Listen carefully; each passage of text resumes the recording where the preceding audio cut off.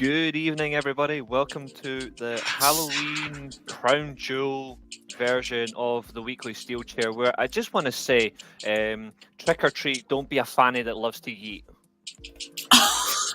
Okay, that did piss me off. That did piss me off. And hello, everybody. How are we doing? Yes, it's Wolfpack Reece in the house. Thank you very much.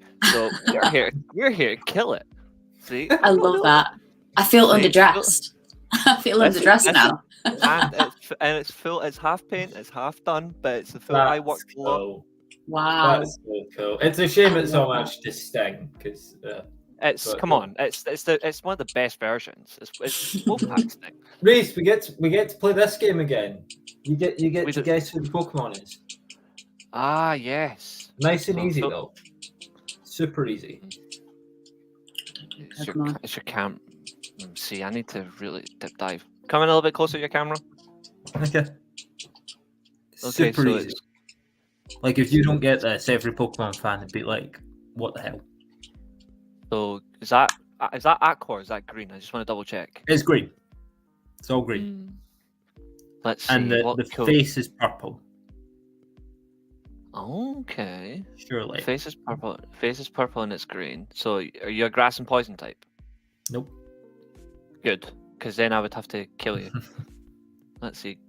Green, purple face. You're not Vileplume. No. No. You're not Gloom. Did Vileplume earlier. Think about the actual face being all green, all purple with green. You can. See, that's why I need to pick up my Pokemon games. I've not played them. What generation? 4th. Just put double generation. Well, fuck's sake. 4th gen special encounter. That's your final clue. It's a special encounter. A special encounter. You have to do something very unique to get it. 4th gen, so Diamond and Pearl. I want to say Shaman, but that's a special encounter. Nowhere near. Is it a mythical though? No. Not legendary? No, just special encounter. You're not Rotom. No, you're too cool for that. No, but it's like that. Same ballpark. You only get one in the game, and you have to do something special to encounter it. I'm not going to give up on this. It's like Juso's career. It needs to be debunked. I'll be checking comments if anyone's. Nobody's going to try it. Favorite WWEs? No, of course not. We never do that. We'll just slide that over. There we go. Are you a Spiritomb? Yeah, there you go. And the thing is, that's why the cheer outfit's on, because that's the spirit. Spirit. Rubbish. I thought of it like 4 days ago. It's rubbish. I like that. Oh, you've already got the shade, Ailey. You're gonna have to come back and fight on this. No. I mean, Brock Lesnar's certainly not my least favorite in terms of all of wrestling. And, we've got to move past. We've got to not hold the grudge against Brock Lesnar. Because he's probably not on this show. I hope you're right about that, because I got a different theory. Oh, okay. I'm excited. And I got a theory that Brock Lesnar is on this show because he's on screen. When it wants to appear. Oh right, okay. Was it? Oh God. Halloween, ladies and gentlemen, it comes in all different. That's very spooky. We're here goofing off, but we will get into previewing some wrestling. Obviously, we've got a third person today. We do. He's here. I brought her out of YouTube sabbatical. Long term. I've been in the graveyard gathering cobwebs. This is Ronaldo coming back. Yeah. This is the return. CR7. I wish I had his money, but yeah. And the thing is, we're talking about going to Saudi. So, like WWE going to Saudi, a matter of time. Yeah, I think that's if anyone wants to pay us that sort of money, that's great. But hell yeah, travel there. I'll take it. I'll take in all donations. We'll be corrupt. No, we won't. No, we won't. Family morals definitely stand tall. Yeah, how are we all doing? Clearly, at least two of us are in the festive feeling in terms of tonight. Yeah, I feel very underdressed. I wasn't expecting to be dressed up, but I'm not a very Halloweeny kind of person. Kids annoy me. I'll let you. Screaming and stuff. Yeah, it's just not a massive Halloween person, so I just thought I'd come to myself, which is scary enough. So you heard it, you heard it, ladies and gentlemen. I didn't make the comment, so whoever said it is not my fault. Yeah, did you just say that before Reece did? Like, were you just saying it before Reece had the chance to throw shade at you? Yeah, I thought I might as well get in there and insult myself first. Right. I want to insult you. Yeah, I do need to start by picking a bone with you though, Reece, because we strive to make this show weekly. Where did you go for the last 2 weeks to just like not?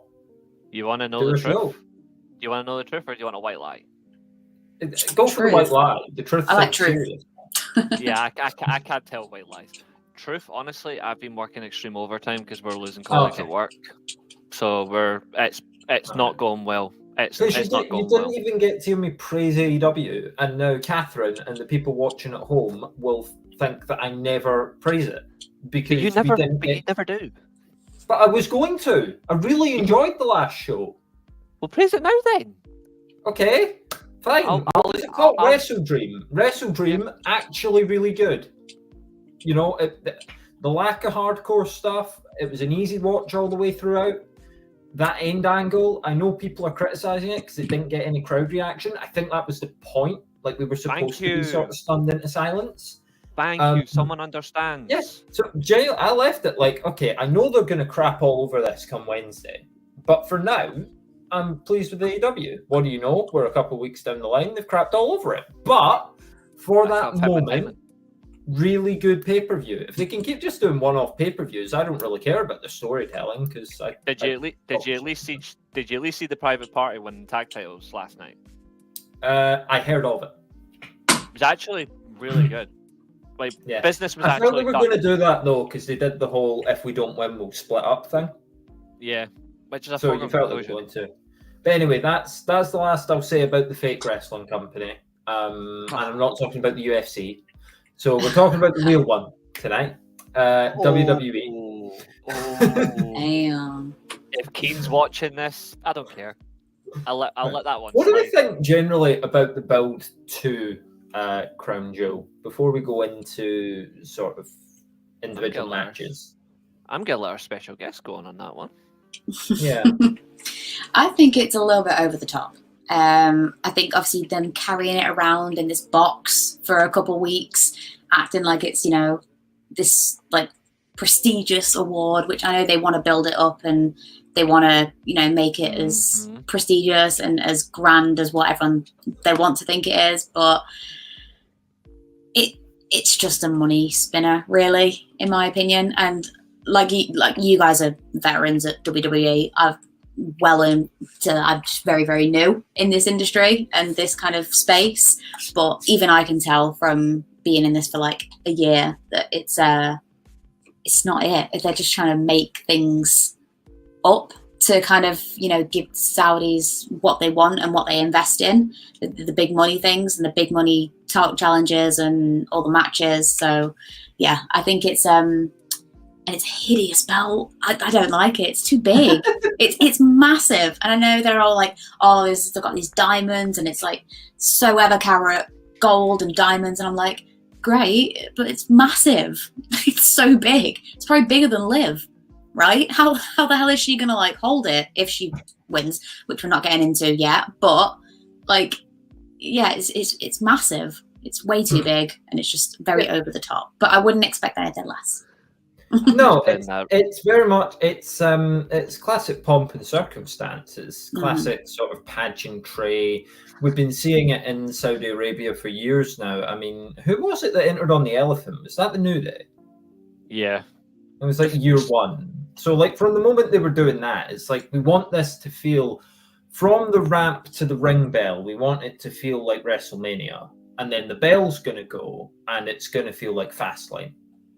Oh, yeah. And that's basically what they're going for. And it's not good.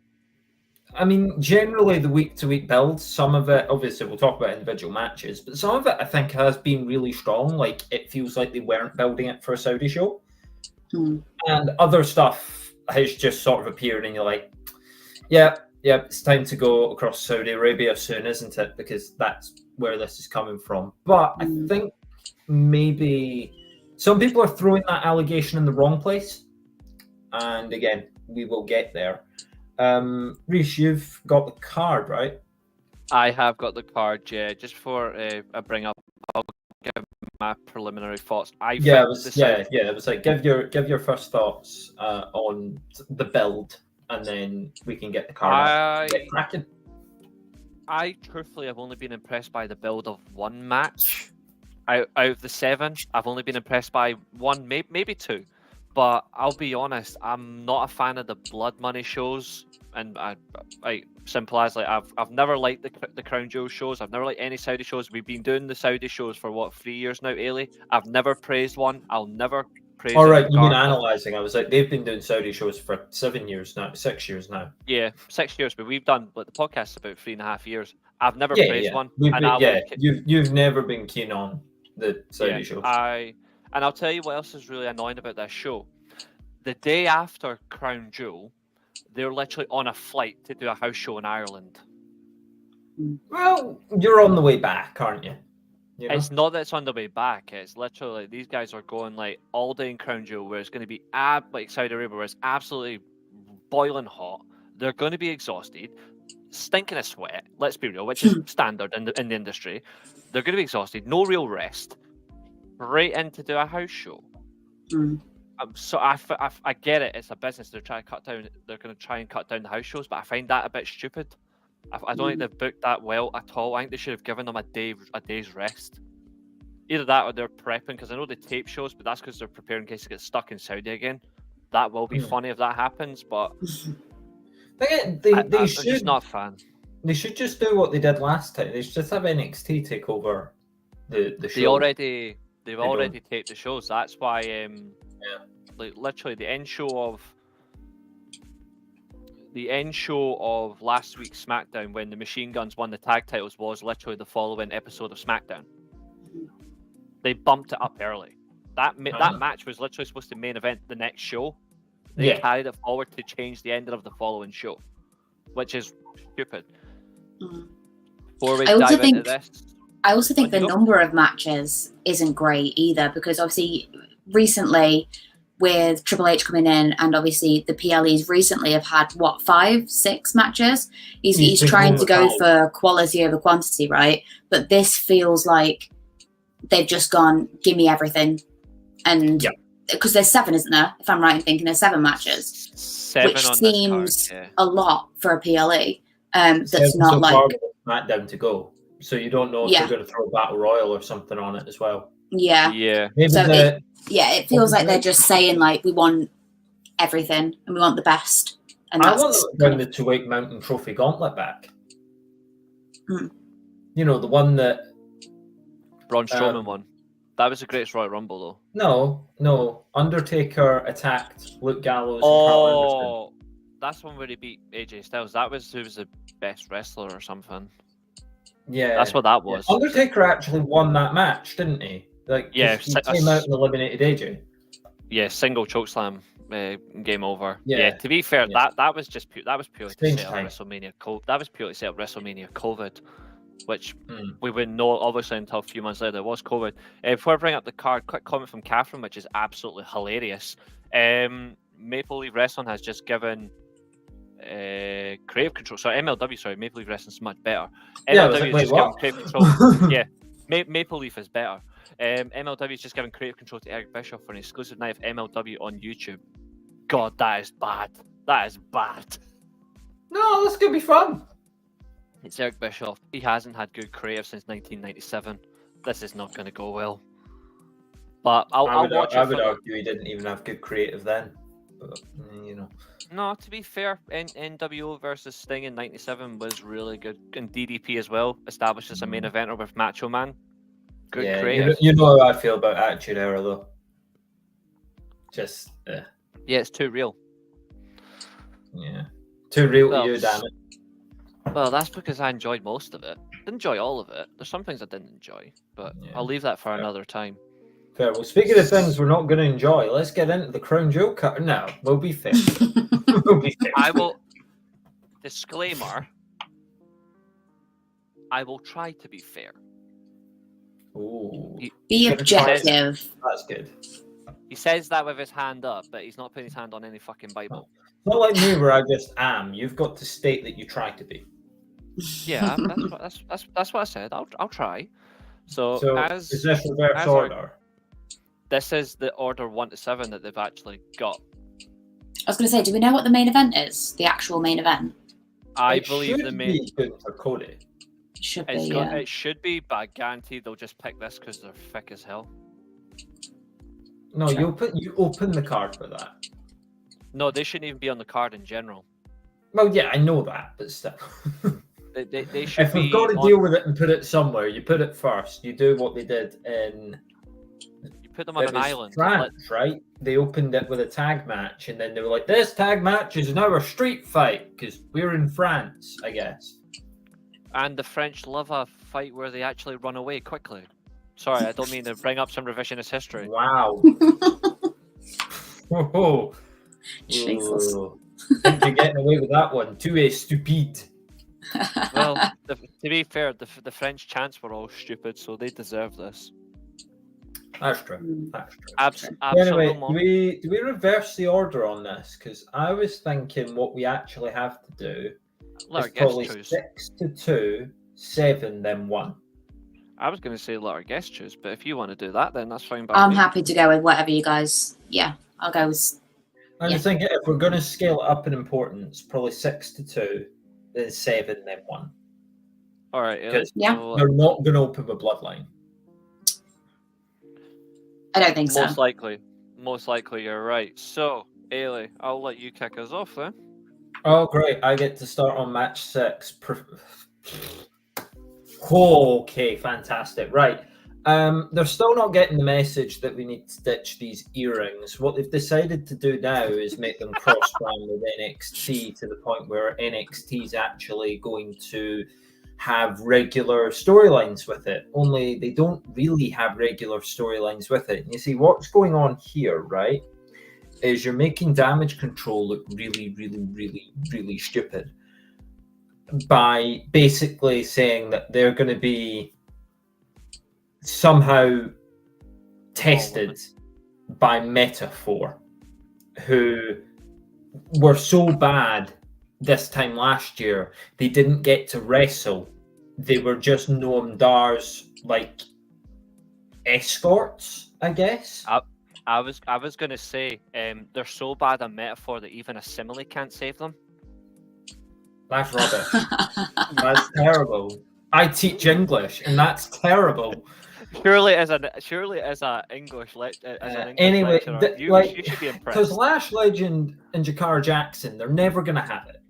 Lash They can't Legend, you wrestle. think she's going to have it, and then the bell goes. Because she's got plenty of swagger. She can move her head around. She can, sort of throw herself around like she's a big deal. But she reminds me of just someone who, the bell goes and they're completely lost. You could have the best character in the world. You could have all the swagger you want. If you were a boxer and you had the best trash talking in the world, it wouldn't matter if you got your rear end kicked the minute that the bell went, and for keen watching, yes, I'm talking about Conor McGregor. You can have the best trash talking in the world, but if you don't back it up in the octagon, ultimately what are you trash talking for? So that's basically Lash Legend. Jakara Jackson's not even that good. Chelsea Green and Piper Niven should arguably still be champions if they didn't then go the way of giving it to the... I about said Unholy Alliance. That's not it. What were they called? Unholy Union. Unholy Yeah. Union. That's it. Like the Unholy Alliance was a lot older. The Unholy Union. So if you're going to take it off them, it should probably just go back to Chelsea Green and Piper Niven if this is an act that we're keeping up. But remember, we were told that Chelsea Green was getting a major push. This major push is now going to be in November, and she's still fighting for earrings that she's won once with a partner that she randomly chose. And then you've got the champions who are spinning their wheels and 2 single stars that do not need to be in this division. So you've got champions who this is completely beneath them. You've got key challengers who have been feuding with these champions for months, literal months. When Jade Cargill came into the company, Damage Control's who they had the issue with. Like, we're still here. So Damage Control are being relegated to doing the same thing and spinning their wheels. And then we've brought a team up from NXT that have absolutely no chance. And we've revived the team that used to be over. And we're all just waiting for Chelsea Green now. Whereas the logical thing to do would be, okay, Triple H, you like booking people who are from the same place together. Why not just put Piper Niven with the Unholy Union? Because clearly you don't seem to mind what their actual characters mean. It's just where they're from. So Chelsea Green shouldn't be with Piper Niven. Piper Niven should be with the Unholy Union, and Chelsea Green should be doing something better than this. Agreed. And Catherine, you're spot on. Oh, there's a good comment there actually as well from Catherine. I can see them having Cargill, Belair lose tails to start their feud list leading up to a match in Mania.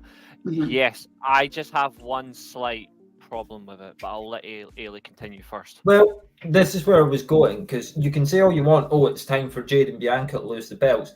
Which one of these teams do you honestly give a solitary sugar honey iced tea about if they win these belts? Are you going to be tuning in for Metaphor? No. Are you going to be watching for Damage Control again? They should have split up when Bayley beat them, because clearly that's all they were there for. They were essentially the Judgment Day again, but I've done that comparison before. And as for Chelsea Green and Piper Niven, that's the team that you would then give it to, but it shouldn't have come off the Unholy Union. That's the baffling bit to me. It should just still be theirs. And you could have had a singles match between them and Damage Control, or them and Metaphor if you really want to. Them and Chelsea Green versus Piper Niven. This is a mess, and it's just so we get more people on the card. I think the champs retain, because who of these challengers do you really want to see? I know Catherine's saying Green and Piper. Yeah, you know, it would be okay, but I don't see them putting the belts back on. Yeah, that makes sense. Rich, what about yourself? What are you thinking?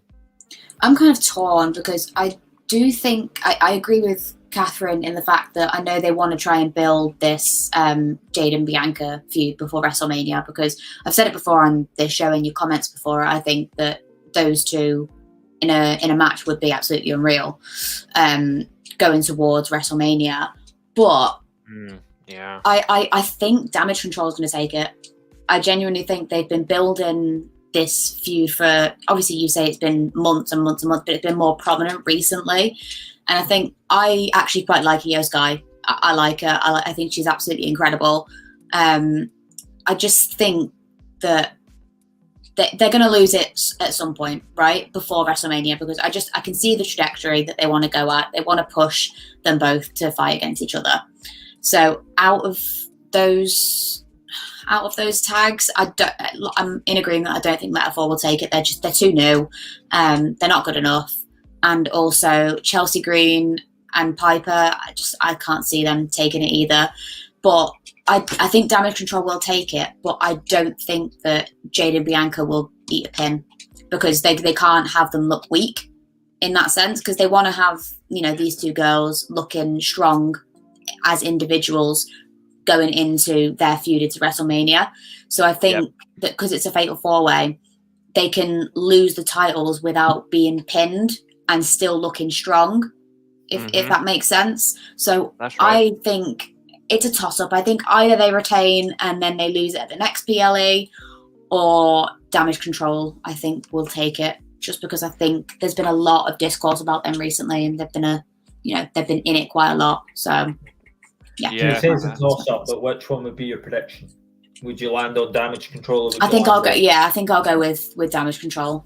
Okay. Fair. Although just putting it out there, because obviously this is my first time on, I do like Jade and Bianca. Like both of them, I think are absolutely incredible. Jade is a fucking monster. Like every time I look at her, I'm like, Jesus Christ, like wow. But I do like Io Sky quite a lot. Yeah. So if I was to push for anyone, I think it would be Damage Control. But I'll stick with that. That's fair enough. I mean, it's interesting that it brings up in Reece. Don't worry, you will get to talk. Just quickly, it's weird that once again we're back here. We're back to using these belts to fuel single feuds, and it's the thing that it's been winding me up about these belts since their inception. Because it was fine to do it with Sasha and Bayley, because that was established and they were previous rivals, and it made sense. But since then, they've just been using these belts to go, oh, look, they're such great friends. And then one of them's going to turn on the other. It's not really going to make sense why they turn on each other. It's going to lead to a match where the winner is going to be elevated and the loser is going to get lost in the shuffle. Anyway, Reece, over to you. Yeah, I absolutely do not disagree at all. My biggest issue is Lash Legend and Jakara Jackson couldn't wrestle if I gave them instructions. And I'd have to speak simple English to them because I don't think they understand that well. When I look at them look-wise, I'm going to go off the limb. NXT systems failed them. They can't talk, they can't wrestle, they haven't got a good look, they look generic. They have nothing that symbolizes a professional wrestler. Frankly, I hear Hooters is hiring. They should go there. Whoa. In terms of... here, honesty is the best policy. Chelsea Green and Piper Niven are by far, in my opinion, the most entertaining tag team in this entire matchup. I think when I look at correspondence, I think Piper Niven, since the whole... I think Piper Niven has grew as an individual since the dumpster match, especially because she has to adapt to Chelsea Green, obviously being in the dumpster. She's reacted to the aroma, obviously. I like the fact that they're carrying that on with Chelsea Green a little bit. Every time someone goes near her, they try to avoid her, distancing, elevating that. That was such a good match, by the way. Like that was entertainment. That was incredible. I loved it. I like Chelsea Green. I've advocated for Chelsea Green in this podcast for far too long, and I'm sick of being mistreated by WWE. It's almost I'm starting to take personal abuse from it. I like Chelsea Green as an individual character and a worker. Like, she's extremely underrated. I've said to Ailey before, chest out on this stream, that Chelsea Green is one of the best wrestlers on that division, the best character by a mile, and yet she's underappreciated. She should have won Money in the Bank. I'm not taking that way either, even though I think Tiffany Stratton has actually done quite well with the briefcase. I still think Chelsea Green has a lot more to offer. Whereas I look at Damage Control, they have drifted spectacularly in the wrong direction. I think Io Sky is incredible, but she's being misused. Kairi's saying she's regressed. I don't get it. I don't know how these two of all people have regressed so badly, and I feel like that misuse of them is really starting to become so channeled amongst social media. It's not just us that's critiquing this. There's so many other podcasters that have said this as well. Like, Damage Control, the way they're being used is genuinely disgraceful, and it's not going to stop. I think that needs to be seriously called out. But I like the work that they put in when they are given a fair opportunity. When they're not, they're being made to job out to people. And if the fact that they're in a tag team title match with Metaphor, Jesus Christ. Jade Cargill and Bianca Belair Bianca Belair continuously carries this team. I think Jade Cargill she's still got the look, but she's still inexperienced on a level where she should be a whole lot better by now. She's far too exposed. I think me and Ailey have said this so many times now that I'm starting to get a bingo card of how many botches a match now. And I'm actually drawing up a bingo. I'm thinking three botches on Saturday. But she desperately needs to go back to the performance center or get someone to coach her better, because she's not showing it. Her promo skills are still the same. She's still got a great look, but I think she needs to improve a whole lot more, because Bianca cannot keep doing the hot tag and having to carry every single moment. It's actually becoming redundant. Now, I know on this show I'm very hypocritical because I praise a lot of women for other things, but The one thing I'm consistent about is I don't like the same type of match over and over and over again. Case in point, a Uso super kick fest. I am sick to the back teeth of the hot tag with Bianca and Jade. It needs to stop. If she's supposed to be one of the best they've got, let her show herself for it. Otherwise, pack her up and put her on NXT. As I look, I would though, challenge what you just said about how you don't like the same match over and over again. It's true. I don't. But you also were defending GCW through the week. That's different. And you defend AEW when they've gone hardcore after hardcore after hardcore. That is correct. Which is what I've called them out for. That is correct. Because it's all the same match. Oh, that's good to hear, Catherine. I'm glad. I'm glad to hear about Ruby Soho and Angela Parker. That's nice. Like I literally said before I dove into what I don't like. I also said I can be quite hypocritical. So I'm not gonna. Yeah. Argue. No. What I'm doing is I'm just outlining that hypocrisy for the people watching. I said hypocritical. Like I already admitted. I know. I'm just outlining it. I'm showing them what I mean by that. But also, anyways, in retrospect, I still at least praise where things are right. I like the look of the champions, but it's time they end this They shouldn't be champions. They shouldn't even be in this division. I don't even want Bianca versus Jade Cargill at WrestleMania anyway. I'm just saying this now. I don't want it. It would be a waste of time because, frankly, Bianca's going to have to carry that for like 10, 15 minutes.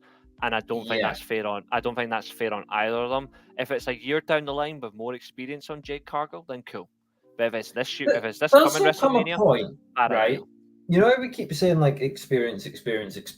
Does there come a point where? So remember, we all know this because of football. Your team gets a wonder kid, 15 years old, and you track them through the academy, and you're like, oh, they're going to be a superstar. Oh, they're going to be a superstar. They're going to be a superstar. 19 years old, they break into the first team. Oh, they're going to be a superstar. By the time they reach 23, 24, you realize that maybe they're not going to be. And they carve out a decent career at like a Crystal Palace or something, bouncing between mid-table sides, maybe have a spell in Spain or something. But they're never a world beater. Yeah. Jade Cargill has that vibe to me. Yeah. She'll be a mid-table player. She's Jordan Ayew. Yeah, exactly. Just carves out a career and just like it's fine. Like, well done, but you know, I think she does have a good look though. I'll give her that. Like, I do like the presentation, but it's not enough. Like, it is not enough. But prediction-wise, I'm just going to back the only tag team that's worth watching in terms of consistency. So I'm going for Chelsea Green and Piper Niven. Oh, so we've got proper disagreement there. All right. That's a lot better than when we usually do our predictions and we're just like, the reason why I've gone for them is because I want them to actually establish these titles as a proper reign. I'm sick of them hot-shotting these titles. They won't happen, but I want them to actually establish it. I think if anyone can actually do it, it's these two. I'm sick of the hot-shotting. Or the Unholy Union, who should never have lost it. Anyway, I'm not mad. And keep these titles off NXT because there's no good NXT women's tag teams. Yeah. So anyway, Rach, as our guest, you get the call. Would you like to lead on match 5 or match 4? If you'd prefer to lead on Randy Orton, Kevin Owens, I'll pass it over to Reece for the triple threat. If you prefer to lead the triple threat, just go right ahead. I will go for Randy and KO. Okay. Well, Reece, you know the score then. I'm stuck with Beetlejuice, LA Knight, and the Mexican cartel. I'll take it. Okay, on you go, Rich. I want to hear this one. To be fair. Okay, so you know that WWE do things for a reason, right? They wouldn't have been building up this whole Randy and Triple H thing that just happened last week, saying like, "Oh, I'm doing this for you. I'm saving your back." If Kevin Owens wasn't going to win this match somehow, I think KO does win it because they need to build him up to be, oh, he's flown off the handle, he's unhinged, he's delusional, he's crazy. I think he has to win this match for that story alone. I think Randy can beat him and should beat him in any day of the week. But I think just for the story and how they've been saying that, KO is this, he's gone off the rails, he's, I'm doing it to save your own career and all this kind of stuff. I do think that Kevin Owens does win this match somehow. I don't know how quite yet. I haven't seen that in the oracle of how he actually manages to beat Randy Orton, but I do think he wins this match somehow. That's a fair take. Ailey, what's yours on this one? What are you thinking? What are you leaning towards? Are you leaning towards Canadians beating an American in a fair fight, or an American uses political dominance to strike down the little man? What are you thinking? I like the way that you put McIntyre syndrome up, because it does feel this way. I was feeding off what she was saying. To be fair, off. I thought it was great words by Rich. I asked it like a month, 2 months ago. Why is Randy Orton back? What did he come back to do? Because this has been a nothing burger of a return. Oh, He's donuts! done Oh, donuts! Oh, yes, nothing. yes. Fought the Bloodline and lost. He got to the final of King of the Ring and lost. He then fought the Bloodline again and lost. And now he's fighting Kevin Owens, who, guess what he's been doing for the past year? He fought the Bloodline and lost. This is a feud between two people who can't beat the Bloodline. And they're trying to use it as main eventers. They're trying to say this is two main event level talents. Kevin Owens has to win because, quite frankly, Randy Orton winning now is going to make very little sense because Kevin Owens is the one that's turned heel. Mm-hmm. If Randy Orton wins and then turns on Cody, it's even more lost because it'll be like, okay, so the face beat the heel here, and then that face turned heel on the face champion who isn't going to lose the belt to either of them. Whereas the way to do it would have been to find a way to get a triple threat between Cody, KO, and Randy. And then if you had that triple threat, which you could easily be doing on this show because KO attacked Cody and then Randy. So he's already built a grudge with both of them. Randy Orton could maybe go and try to do something really villainous to Kevin Owens, and Cody's like, whoa, no, don't, no, you're no better than him. And Randy could be like, who are you to tell me what to do? Remember, I'm your leader. The heart back to legacy. That builds itself. And then you would have a triple threat. You would have real jeopardy. Hi there, Nathan. Real jeopardy over will Cody keep this title? Because you could lose it without being pinned, and because Randy Orton's fighting Kevin Owens, and the two of them hate each other so badly now, and Cody's just trying to get out of there with his title. Could lead to a really intriguing match. Instead, we're getting this. What does the winner do? Well, the winner is probably getting built up to fight Cody. Okay? What does the loser do? Because now they're the guy that couldn't beat the Bloodline, and they're the guy that can't beat the other guy who can't beat the Bloodline. It's like, that whole chasing the tiger that ate the rabbit that ate the, like we're just going further and further into this now. We're getting smaller and smaller for people who cannot possibly entertain a match against Cody Rhodes. Whoever wins this is going to get built up to a match they're not going to win. And whoever loses it, I heard TNA are hiring. So I'll say KO.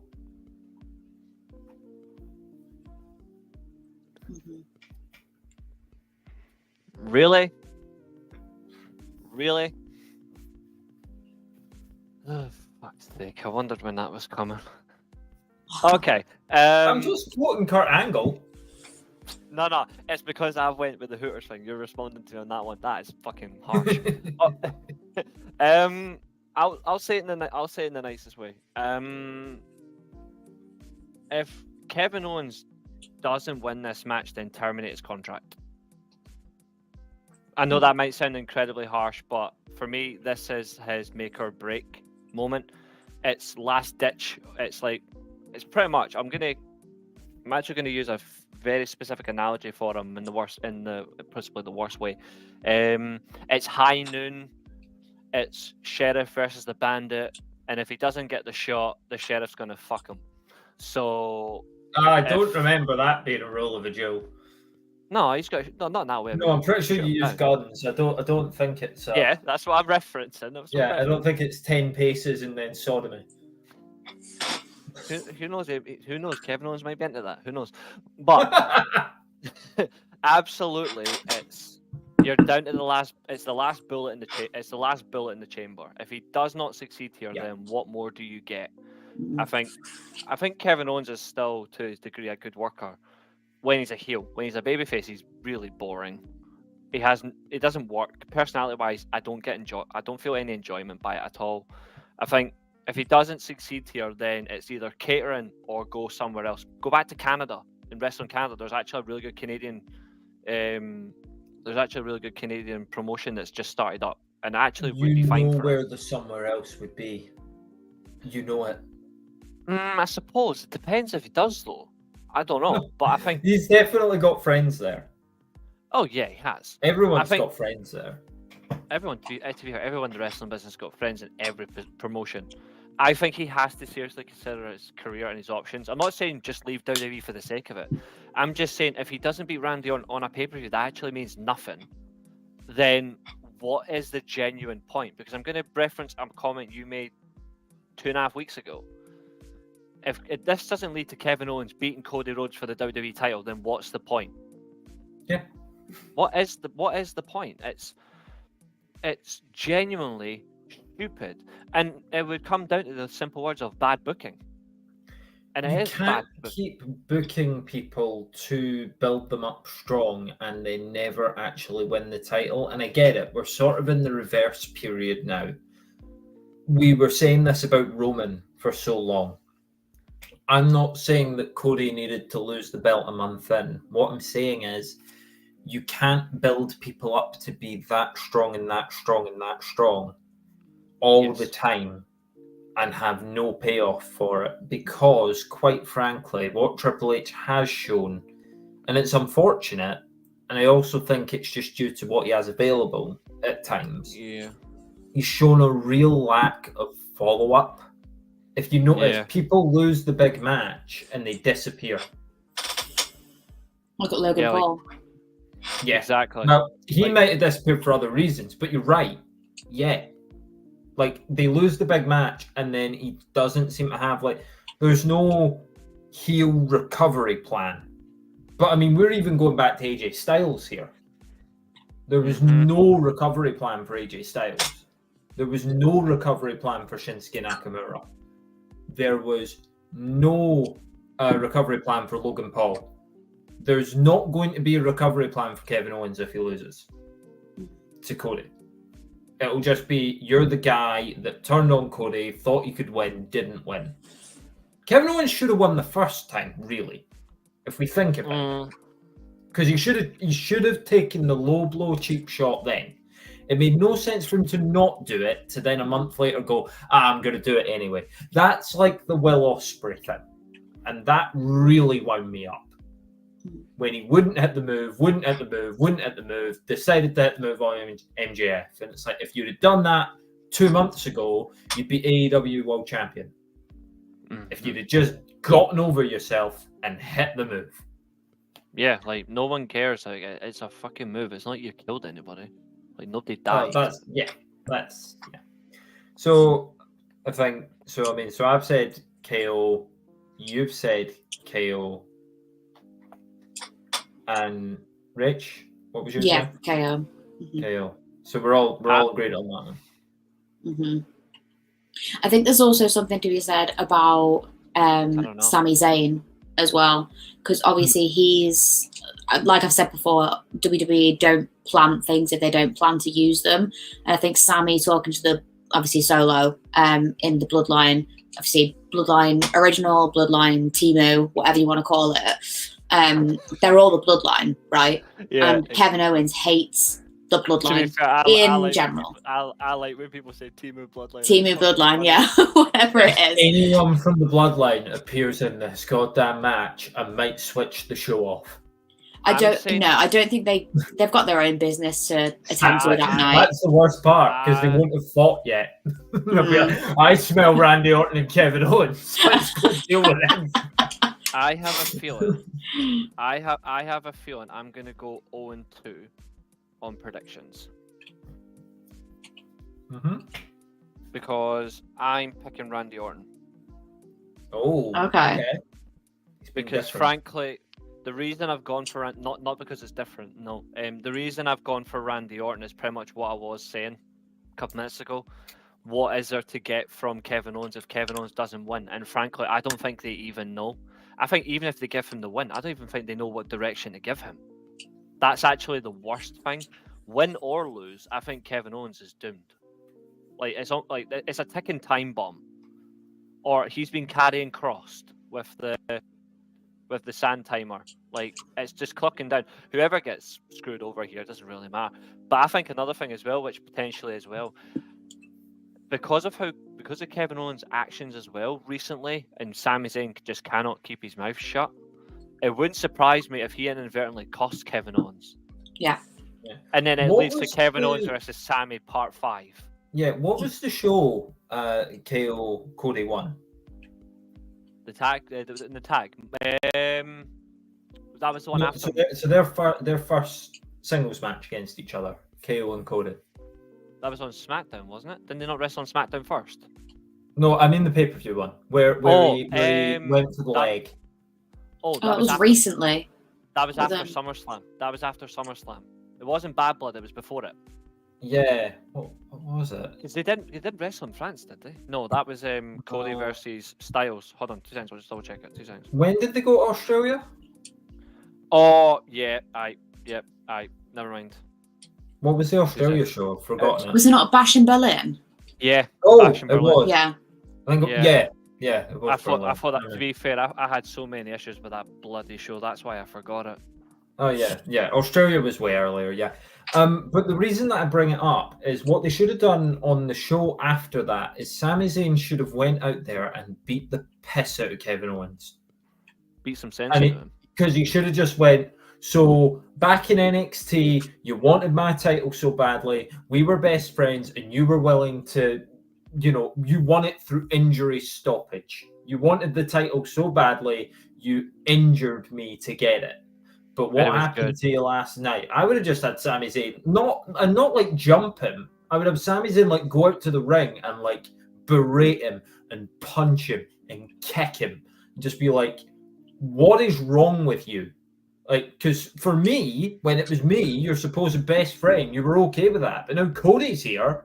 Oh, you can't do that to Cody. You can't go for Cody's leg in the context of a wrestling match. That's what I would have had. I would have had Sami Zayn turn Kevin Owens heel by just beating the crap out of him. And going, Ironically, no, you do this. Ironically, that's Jeopardy. But this is the thing as well, and this is why I've got Randy Orton to win. It's because it doesn't matter if Randy Orton wins or loses. Kevin Owens, I don't think they've got direction for him.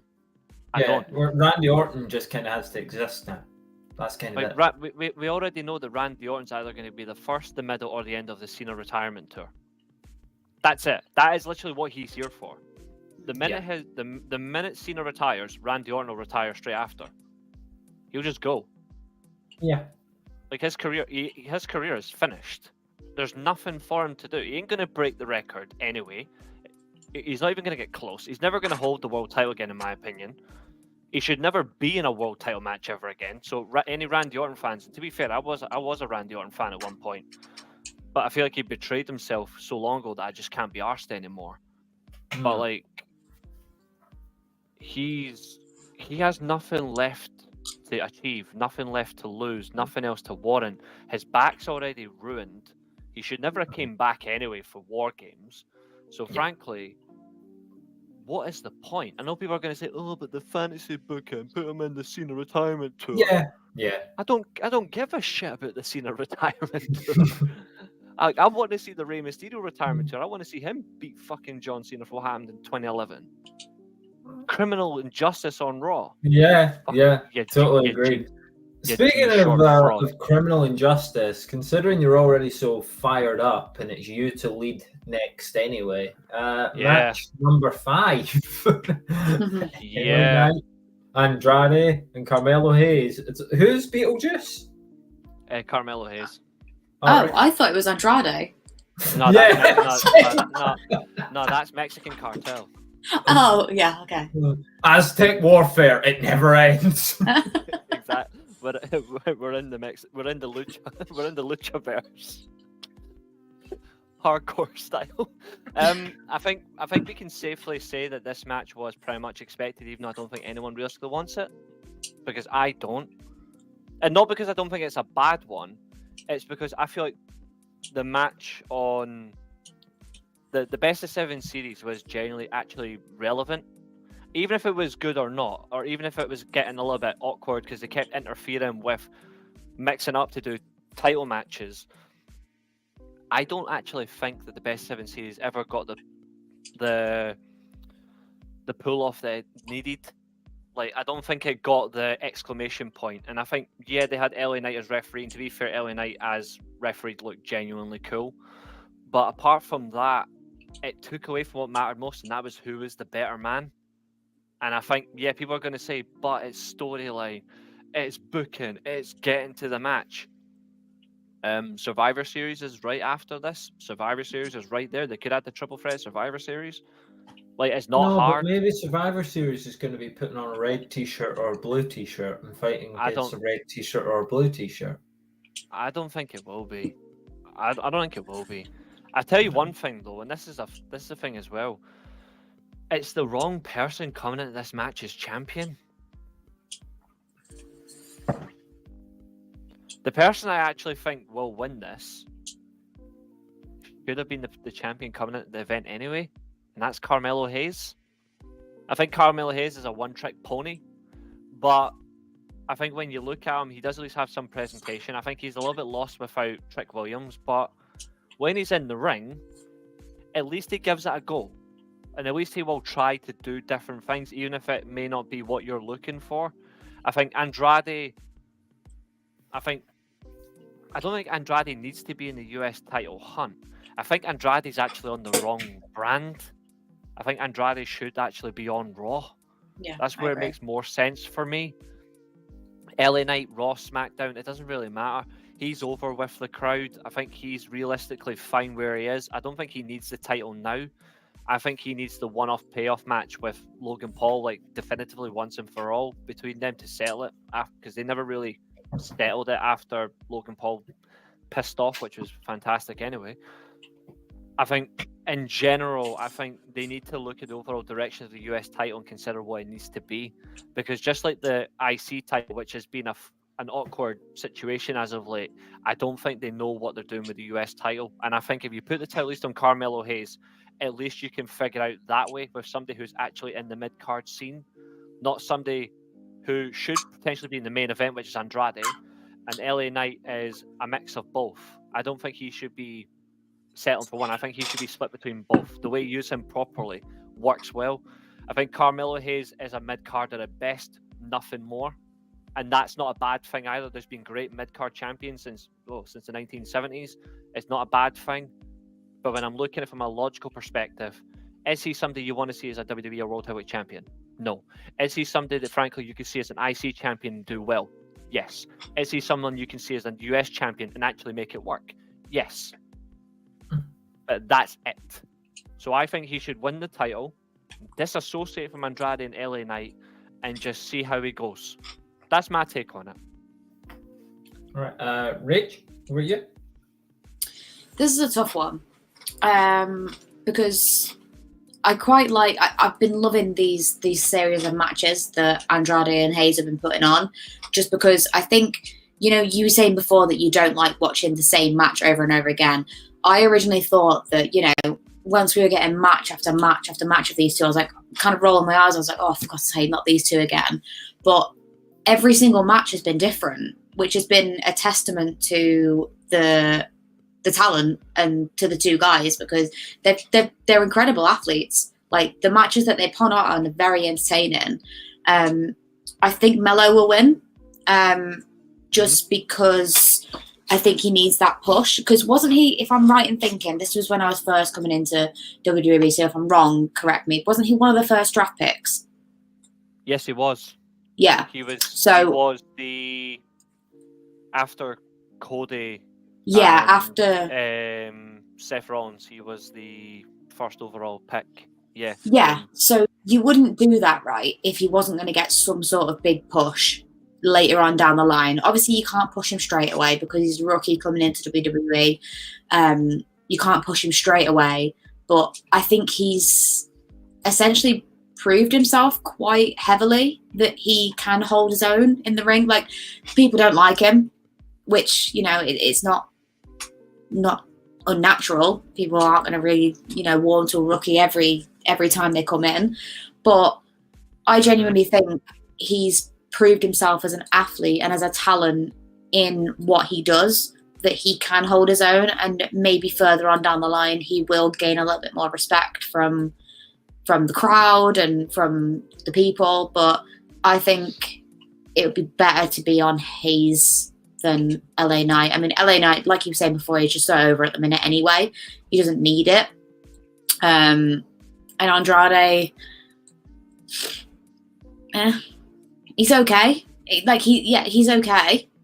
He's a great athlete, like Hayes as well, like Melo. He's a great athlete, but I don't really know what else to say about. Yeah, just. I think that's fair. I think that when you look at it, and from a perspective, like Andrade has at times delivered where it really matters, but there's also times where he really is so flat. And even Ailey can't argue that, and Ailey's a big Andrade fan.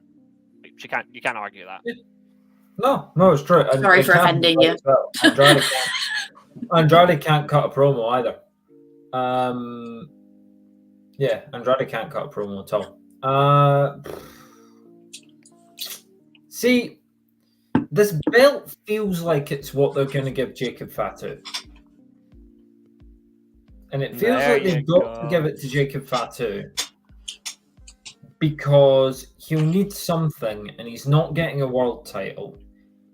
And I feel like if you are genuinely trying to entertain the idea that this Timu bloodline is going to work, one of them's got to win a title. Do you not think it's the IC title, though? Because obviously when Jay lost his title, was it last week before, to Bron, which, by the way, I fucking love Bron. Grease, how much I love Jay, but I also love Bron as well so much. I think he's absolutely incredible. So it really hurt my heart to have them both going at each other, but that's for another time. It didn't for me. I fucking loved it. But that bit that they had between Bron and Jacob Fatu, I feel like that was WWE foreshadowing in its best light, is what they do. You can kind of go back to that moment where you saw this match being kind of the seed being planted, and people will go back to that exact moment where Jacob and Bron were stood against each other, and that will be the start of, I think, Jacob taking the title off Bron, because I do think now that Bron's got it back, he won't lose it very soon.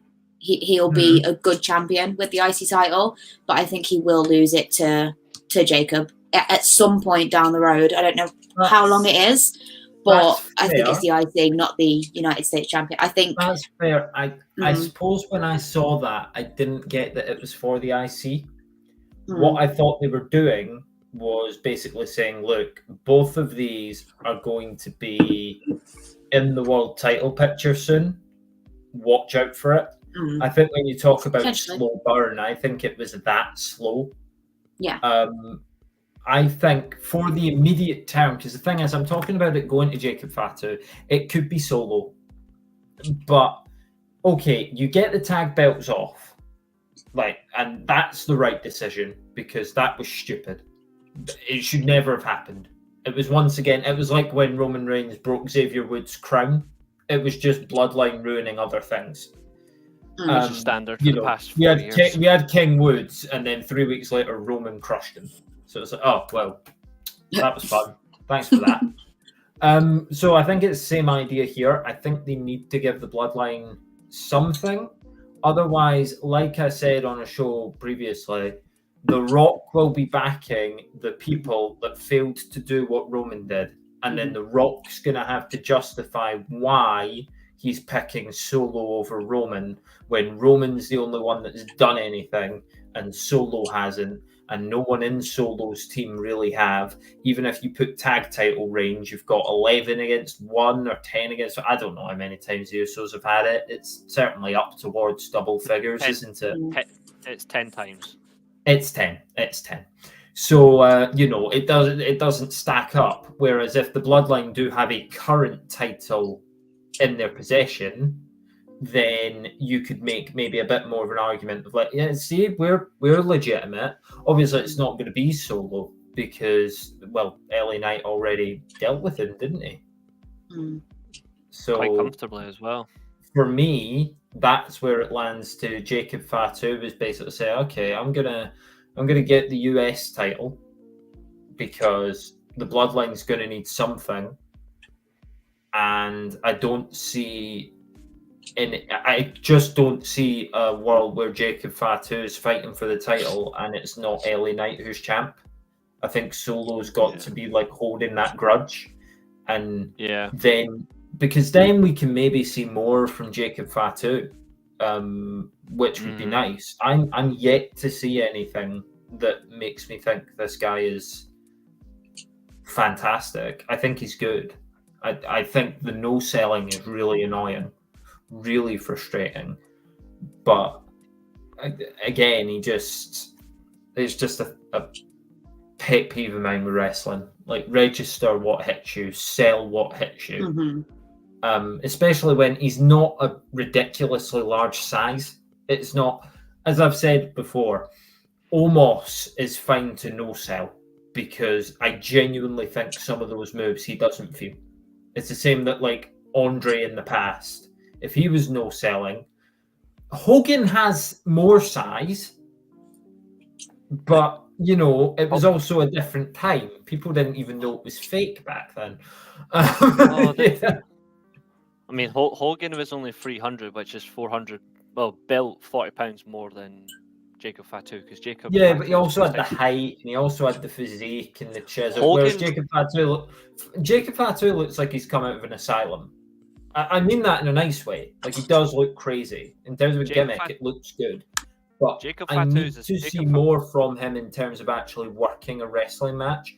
I think the way to do that is to get the US title on him and see what he can do. Have a bit of a... Because then also he's establishing himself so that when the Bloodline goes up in flames, he'll be okay. And Solo will be the one that has nothing left to do. And then that's fine. So I think LA Knight's going to win this. He's the best of the... Oh! I mean, I imagine you mean of the 4 that he's in with. So Solo, out the clown crew. Yeah. Out the clown crew, yes. Out the clown crew, yes. Miles ahead. Because, I want to see Jacob Fatu have matches and get better. I want him to impress me. The others have run out of the chance to do that. And maybe Tama Tonga could have done it as a single star, but you bring him in with Tanga and it's just not working. So, fine. We're not doing that. I think LA Knight's going to win here.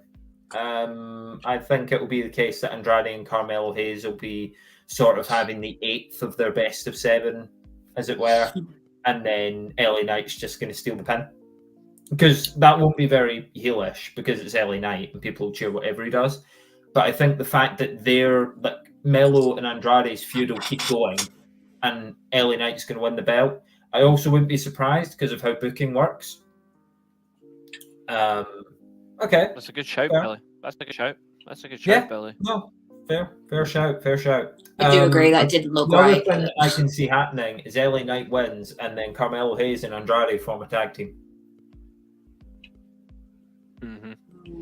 I could realistically see that. I think that's just an outlook on it. I think that really, it is possible. Should they? I don't know. I'm gonna say this: just get Jacob Fatu away from the whole situation in the first place. Yeah. The minute the next draft happens, just get him on his own. Yeah, and if he gets drafted to Raw on his own, then absolutely the IC title thing was like Jacob Fatu. Jacob Fatu does not need to be with the Rudy Poo crew, like at all. Like it's time to disassociate. His brothers can't even wrestle. The Island Boys are boring. Like it's so redundant. Like, can this just end? Like, yeah, I mean, I'd rather see Dalton Castle and the boys than the Island Boys. An acid bath is a quick way to go. Just dump this entire Bloodline story in an acid bath, and Billy, I don't care if you're a big Roman fan, they touched your hand and you refused to clean it for a day. Like, this thing has to end. I know that's the worst part. More are coming. Jesus, what? It's like a bloody it's like immigration. They're all coming. Whoa, Here comes easy all. now. Not now. Easy Not, now. not in that way. Not in that way. You're never feeling gonna get- itchy. Don't worry. Don't worry. Don't worry. I know what I'm saying. I'm not saying that. I'm just saying this whole storyline will never freaking end, and they don't know how to do it. They'll just keep bringing every single member of that family, and they do not know how to just say this is the end. And I think that's the worst part. Like, if you don't know how to end it, then there's no way back. How do you recover from that? Because we've seen it. Like this whole bloody thing started what? It started in 2020.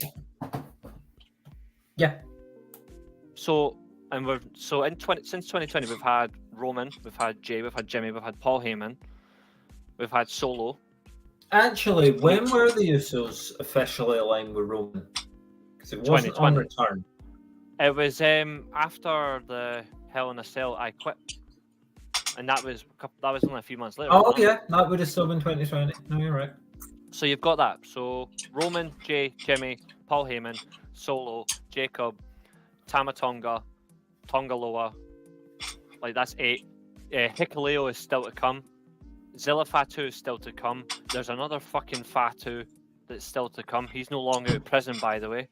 So, like, there's, frankly, what's next? Like, Afa rises up, and Afa's got to do the ghost the ghost work. Like, well, I'll tell you what's next. You're going to answer the lovely question from the guy 123 in the chat, who's asking, "Would you like to see Austin Aries back in TNA?" You're one of the 40 that watches, so let us know. It's a bit more than that. You behave. Plain and simple, Austin Aries is an absolute phenomenal worker. But no, and right, I'm going to come at you now. Right, where is he? Andy, don't forget, I remember your Twitch handle, my friend. No. No. I'll take Haku back. He can bite someone. I'm only kidding. If Rikishi does come back, does that mean he'll stop talking? Because he is so annoying right now. Like, he's constantly whinging that his son is not being booked strong enough. Yeah. He lost his title in the first defense. And Billy, I have a theory that Brock Lesnar's coming back to do War Games. I've got a theory that I think he's going to be Paul Heyman's, like, because Paul Heyman's going to come back from his injury like proper, and then the Bloodline will be like, so what? It's going to be you, Jimmy, Jay, and Paul, and then Paul's going to go, no, because before I was the special counsel, I was an advocate, and then Brock Lesnar's music's going to hit, right. And he'll be the fourth man for the War Games. I don't. I've got a different idea. For one, it would realistically it would kill the whole idea of this freaking stupid family feud anyway. It needs killed. It needs thrown in the bin. We need to get to Roman Rock as a singles and just end it. The emphasis I've got is why Brock Lesnar shouldn't be Paul Heyman's choice. Is because the amount of times you've had Brock go after Roman anyway, with Heyman and without, it actually does nothing. And anybody who says, but it's long-term storytelling, it's not. Please, it's not. They had two of the worst WrestleMania main events of all time. I'm surprised it didn't. Hey, shoot the us. matches can be bad. It's still long-term storytelling. It's still shite. It's not. Yeah. But the pick that he should have hasn't returned yet from injury. There's your answer. Yeah, so whoever's talking, so the guy's saying went after Russo as well.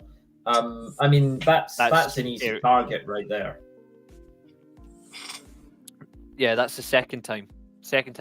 We left. Roman Undertaker was awesome. It was awesome in a way that I could not watch it ever again because it was crap. It happened. It'll never happen again. I'm free. And absolutely not to that one. Would you like to see Ryback? No. No. If it's right, to be fair, hold on. Let him cook. Let him cook, because there is a way that I would accept this. Because then we would get to find out once and for all if Ryback's a man of his word.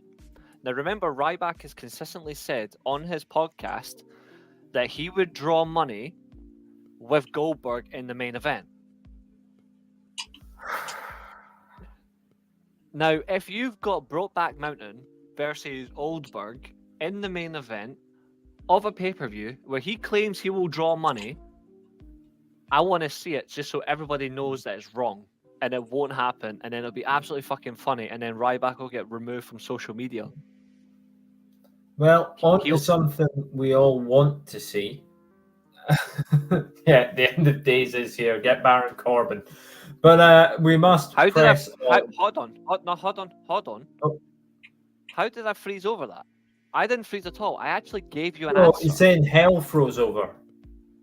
Oh, right, I actually gave an answer. All right. Yeah, no, I didn't say... read the comments. Don't worry, I do English lessons, remember. But in any case, yeah, we're going on to match 3. Seth Rollins versus Bronson Reed. Probably the best built thing on the card. This should be a quick match. Yeah, but it's been really well built. Yeah, this is the only match that's been built well. You're watching Raw one week and Bronson Reed just comes out and absolutely kills Seth Rollins. So, all right. We're doing this then. I said it to you, 6 tsunamis wasn't enough. It is a bit confusing that we've got Bronson Reed, Braun Strowman, and Braun Breaker. Yeah, I get confused very often. I don't like it. They actually, and then so many. They knew they were taking this as well because they did Braun versus Bronson. I was like, go away. I hate Billy, you're reading my mind. Yes, Seth Rollins must lose. Bronson Reed has been carrying this feud. He should be the one that wins this because, frankly, Seth Rollins has been out injured. 2 options, I think, and I think I brought these up last time. The 2 options are they're either having Seth Rollins build momentum before the Rumble, or they're going to kick off a storyline where Seth Rollins keeps losing before the Rumble. He's not winning the Rumble. On that side of it. I think Seth Rollins is going to lose here, but I think Bronson Reed can and should win clean. He should squash Seth Rollins. If Seth's going to win the Rumble, which I think he is going to, he can lose here. It doesn't matter. And Bronson Reed could win this, and then he could be like, yeah, and with that win, I'm going to go after Gunther, or I'm going to go after Braun Breaker, and we get another match like that. Bronson Reed will be the next IC champion. I'm calling it now. As for Seth, I don't know what he's going to do between now and the Rumble. retire. You can't have him written off with injury again. So you need to find something for him to do. I don't know what that is, quite frankly. Haven't worked that out. But Bronson should win, and I'd say Bronson to win here. Is that going to be my prediction, or is it just going to be wrong? Maybe this is that match, that one token match, where the outcome makes so much sense one way that I'm going to predict it the other. So I'll say Seth wins here, because Bronson should. I'm going to try and outfox WWE's booking here. Seth is going to win, because Bronson should. If Seth wins this, then I'll genuinely be annoyed, because he has no credibility to win this. Now, that might sound offensive to him and go, well, he has got credibility. Not against Bronson Reed. No. So he shouldn't be. And I think, logically speaking, there's more for Bronson Reed to explore right now than Seth Rollins. We already know what you're going to get from Seth Rollins. And Catherine, to answer your question, just ask his wife, because she's probably the one that's making it for him right now. So who knows? I would like Braun to win the Rumble, but he'll win in 2026 when he wins the world title. Shock. Ryback versus CM Punk going back and forth on TikTok would be lit. Ryback troll Punk whilst working out to his music. I didn't realise Ryback knew how to troll people. All I know is he knew how to fall over with his big bean head. Seth can go back to his school and train his new... No, I'm not even going to fucking acknowledge WWE ID. Jesus Christ. Seth won't win the Rumble. It's setting him for versus Punk. So I can see Rollins being the one to dethrone Cody. As Cody versus Rock can't be for the belt, or result is defined already. Yep, that's fair. Rich, your prediction. What are you thinking? Big Bobby or the little midget who likes to wear his wife's clothing, as Ailey said numerous times? I mean, his wife's got great clothing, so why would you not? There's nothing wrong with it. I want to make that completely clear. Seth, if you're part of, our team, fantastic. He is. And his wife has fucking fantastic clothing, so why the hell not? If not, you've got the body for it, mate. Like 100%. I'm surprised. No part of what I've ever said about Seth Rollins wearing Becky's clothes is shade. Quite frankly, I think it suits him better than boring wrestling gear. Helps him stand out. It just is who he is, and I love it. Play Queen. That's what I said. And what I said wasn't shade either. The man's got great dress sense. Funnily enough, apart from the one from Clash at the Castle in 2022. When he was out in Trot, I was going to say that was one of my favourites. I think that was a bit too over the top. There's no such thing as too over the top for Seth. Anyway, Rich, Reece won't shut up, so you can go for it. My show. I think Bronson Reed probably wins this. Finn Balor. I like this comment. I as a former Bullet Club, as a Bullet Club fan, but a former Bullet Club leader, I rate that comment. Carry on, Rich. I think actually Bronson Reed is probably going to win this. I think he should win this. Obviously, I agree with you guys. He's obviously got the size on his side as well. He's annihilated him before, and he didn't even break a sweat doing it. So I think Bronson does win this, because after this, if he loses, obviously there's been that kind of discourse that he doesn't feel like he's getting the push that he deserves from WWE, right? So I think this is probably their way of pushing him in a sense by beating Seth Rollins, who's people love him. He's got that charisma. Beating a people's favorite, I think, is their way of kind of pushing him a little bit down the road of either IC or United States champion or whatever. So I think, I'm going to go with Bronson, and I think he's going to double the amount of tsunamis that he's going to put on Seth that he put on him the first time. So that's fair. I might get 12. I might get in trouble for what comment I just put in the live chat, but that's just totally true. Anyone think Conor McGregor showing up at Crown Jewel? Well, considering the fact that Ailey mocked him 30 minutes ago, it would be funny. Speaking of Conor McGregor, Ailey, I believe you do a good Irish accent. Absolutely not. Please, just one. I'm not your performing monkey. You will be. Dance, monkey. Dance for me. Now, go and... Tones and I. Nice. I want you, whilst we are ripping the piss out of Liv Morgan, I want you to do it in that Finn Balor accent, please. Just for pure entertainment. Just for pure Really? goals. Now we're talking about Liv Morgan. You want me to I do said it? please. I said please. You can't deny someone with good manners. Are we already onto it? Well, pretty much. I mean, what else is there to do? Fair. No, fair. We can't be covered all that.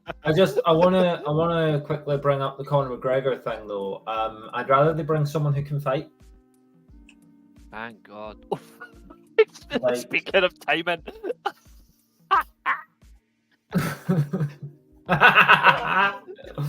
This is perfect. Then timing. no. You know what? All of a sudden, Reece, I'm not gonna do it.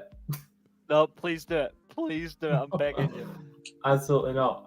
Well, the thing is, I led on that one, right? What one? I just led on the Seth match. So, Rach, I'm definitely passing over to you now because what that means is Reece is going to have to lead for match 7. So, No, Rach, you're starting with your thoughts on. I'm leading. I will mention- happily lead on my wrestling boyfriend if you want to take Liv off me because I hate her. You can do that. I'll be leading on the main event match, which is the champion Right. versus champion. So I'm just to overruling you. clear things up, I'll do the Liv Morgan one. Rach, you want to lead on the Bloodline? Absolutely. Okay, Oh, and God. then we'll hand over Reece to lead for John Mox. Sorry, Gunther versus Cody Rhodes. You're You're it's right real though. world- See, ever since John Moxley won that title, I can see it as well. it's- He looks so what- just like him. No, it's real world champion versus B-Tech champion. That's what it is for the main event. So there Well, you in go. any case, we're going to discuss the women now. They'll do it. Okay. Wait, Mike Tyson. I think he's right. just saying it for. I think he's just saying it for entertainment. Okay, I was like, I Yeah. don't think that's a wrestling thing anymore. I'm assuming it's Dominic Mysterio. Ew, no. No, it's Roman. No. No, Jey Uso. See, Mhm. I'm not Jey. to be. So You- kind of. Yeah. You don't want to prompt this, Keen. You don't All I'm want gonna this. say, guys, whilst we're watching, rewind to the very start and just listen. Why to did what I read? said I about was there Jason. when Keen sat next to Tommy Furry. I forgot. Yeah, I forgot Yeah, that was he something. hasn't stopped. He hasn't stopped talking about it. He Yeah. can't help. No, but I himself. read furry. Oh, that's something different. Well, to be fair, he has a bit funny with his haircuts. It looks a bit weird. I don't like his haircuts. Okay, so He's like a care. He's like a Care Bear. So Liv Morgan, anybody? Right. So Liv Morgan's got. So basically, we know the premise of this match and match 1, which Reece will lead on in a Thank bit. God. They've decided that they're going to do Survivor Series, but in Saudi Arabia this time. We're just going to put the champions against each other. This match is going to suck. Thank God she said the right word. And I think what's more shocking is Liv's going to be the reason. Wait, Because one Nia moment. Jax has been Wait. really good this year. Mhm. Wait. Let me just get something very appropriate. Now carry on. Okay, I don't know what he's doing. I was just making sure I had the right. I was making sure I had not this banner, but this banner. Right, okay. Liv Morgan won the belt, and that's great. And the character stuff she's been doing with Dominic has been there. But the one thing that hasn't improved about Liv Morgan is how she is in the ring, and she works like a mid-carder. She still works I like a approve. mid-carder. I Nia Jax at least went and worked on, she worked on everything. Nia Jax deserves to be Queen Nia Jax. She's deserved the championship. She deserved the rise that she's had. She's been really good. And the thing is, at first it was really good for Nia, which started with like, oh, that was watchable. Oh, I didn't hate that. That was great. You know, well done, Nia. You know, it was. I think I've said it to you before. It's like what commentators would say about Fred. Oh, even Fred's attempting Rabonas, you know. Fred's back healing, you know. Like Nia Jax was like the women's division's Fred. They were like, oh, even Nia's having good matches. But Nia's sort of kept going and taking it in her stride. And we've got to the point now where Nia's just good. And we're not getting there with Liv Morgan. Liv Morgan's personality is coming from Dominic Mysterio. Dominic Mysterio, who has personality to burn, charisma to burn. He is incredibly charismatic. So much hair as well. Yeah, loads. Can you imagine what it's like where we can't see it, though? Fucking shade. You hear that, folks? Fucking shade. She abused Fred.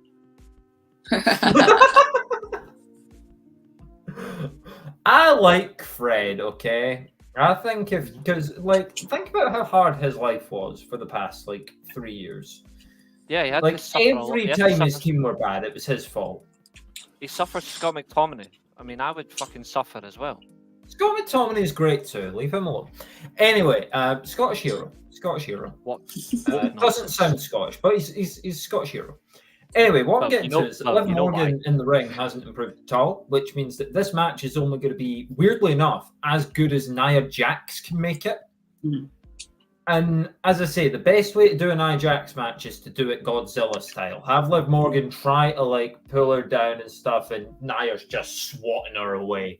This match should be shorter than 10 minutes. Nia Jax should win it clean. I think there will be a bit of Dominic Mysterio hijinks. Obviously, we now know that Rhea Ripley's out. So that kind of muddies the water. Out. And terrible booking that was. Yeah, so I think it's going to be... Nia should win. Nia should win pretty quickly. Dom isn't boring. Dom's a lot of fun. Dom's what's the word? He's a piñata. Yeah, he was literally a piñata on one of the shows, and I criticised that as well, because you shouldn't be hanging upside down. But yeah, in any sense, Nia Jax has to win this match. What is she for the sake of the wrestling business? And then Tiffany cashing in on who? On Nia. Cashes in and wins it all. She can only cash on one. She can't win the Crown Jewel title. She can only win one championship. Yeah. Wait. Imagine she did though. Imagine that's what she used the briefcase for. Imagine this was a match for a title that doesn't yet have a holder. She's not even in the match. She cashes in, she wins it. Then what? So she wouldn't have to defend it for a year. She would be the inaugural champ. That's a genius plan, because actually she'd be able to say that it's for both. Yeah, but wouldn't she have to win the Women's World Championship first? I don't know. Because wouldn't she have to... Women's World Championship out of this match? Who wins the Crown Jewel one? But this is the problem. The only title that's on the line is the Women's Crown Jewel. So even if she does cash in on either or, she's only competing for that title. She's not competing for the Crown Jewel title. So even if she was to cash in on Nia or cash in on Liv Morgan, you aren't actually competing for the Crown Jewel title. You're only competing. Yeah. Nia wins, she gets the stupid belt they've made. So she wins Nia's belt, and then she has both belts. But so does it count as winning Crown Jewel? No. If you cash in, I suppose that rule hasn't been established, but I kind of like the chaos that he's cooking up. You know. I don't think she can take the Crown Jewel Championship though. I think she can only take the championship, can't she? It's I one do like the title. idea that she comes in. Yes. It's like she's cashing in her contract. Imagine she pins one of them. It's like, I knew WWE Crown Jewel. Like, Why did you do that?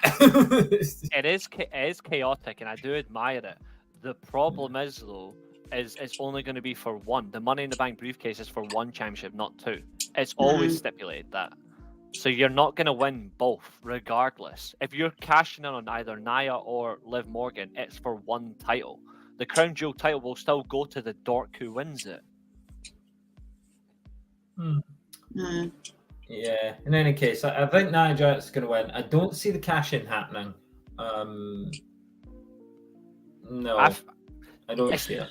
I genuinely think that it does happen, but I'm just unsure on the timing, because they would not have been building Nia and Tiffy, you know, Nia pretty much bullying Tiffany for the past, 2-3 months, that she's been mentally abusing that poor woman.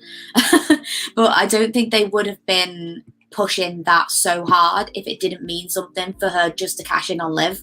It makes zero sense for the storytelling aspect of the business. What they've done is kind of like the flip of what I was going to do. Because when Tiffany Stratton won the belt and it was clear that like Nia Jax was like, look, don't you dare come for my title. I thought they were going to go the other way about it, where like Tiffany was, and they were kind of doing it to begin with, but I thought Tiffany was going to be like subservient to Nia. Like just like, no, I'll protect you, sort of queen. You know, basically be like a servant to the queen. Yeah, and then she started bullying her. But what I wanted them to do was literally, so like Tiffy time would be like a timer that would be on the screen. It is. The minute that Nia lost the belt. Like I would have had a time. So like if Nia got pinned, a timer came up that was just like Tiffy time in, and it would be like, 30 seconds basically. And obviously she could fake people out with it, because my original pitch after before Nia was even the champ and they'd had their interaction, Tiffy was heel. And it's weird trying to be heel when you're also being mentally abused. That's tough. That's a tough act to play, It's also hard being a heel when the crowd instance, Yeah, it's also hard being a heel when the crowd has been cheering for you since the very first moment you got put to the main roster. Yeah, absolutely. Tiffany's so over, and she deserved it. She absolutely deserved it. But I was going to have it so like Tiffany was genuinely just scared of Nia to the point where it was like... Just got to answer this question. The guy, so whoever wins the championship will defend it against whoever the other world champion is the following year. Mm-hmm. It's ridiculously crap. Yeah, which is weird, because that means that the holder of the Crown Jewel belt might not be the holder of the actual title when they get round to Crown Jewel again. I was going to say, but what if they both lose it? So say, for example, Nia wins the Crown Jewel championship, but Liv and Nia both lose their women's championships. Have a triple threat next year? I guess so, yeah. Then the Crown Jewel champion would have to... I don't know. This is a really bad... It's a bad concept. It's really bad. I mean, unless it's like Tour de France, where you or like the Masters, where you just win a yellow jacket. If it is like and it doesn't be defended, maybe. Yeah, there is maybe it's No, it has to be that. It has to be just like yellow jacket. It's like just really you just win it because you win it. I'm not a fan of this concept. I'm really not. I don't think it'll work. I don't know if it works for this world, but it has created an intriguing match. It's also created this slop, and Nia to win, no cash in, and I don't know where they're going with the women's divisions at the moment, but they need Charlotte back, they need Becky back, they need people. I don't think it's necessarily they need people back. I just think they need to start over. I know, but it's easier to just get your stars back than start over. I mean, if they were starting over, I'd be pushing people like Candice LeRae and Indy Hartwell to be more than a joke. You talk about people who should be in that tag match, by the way. What's going on there?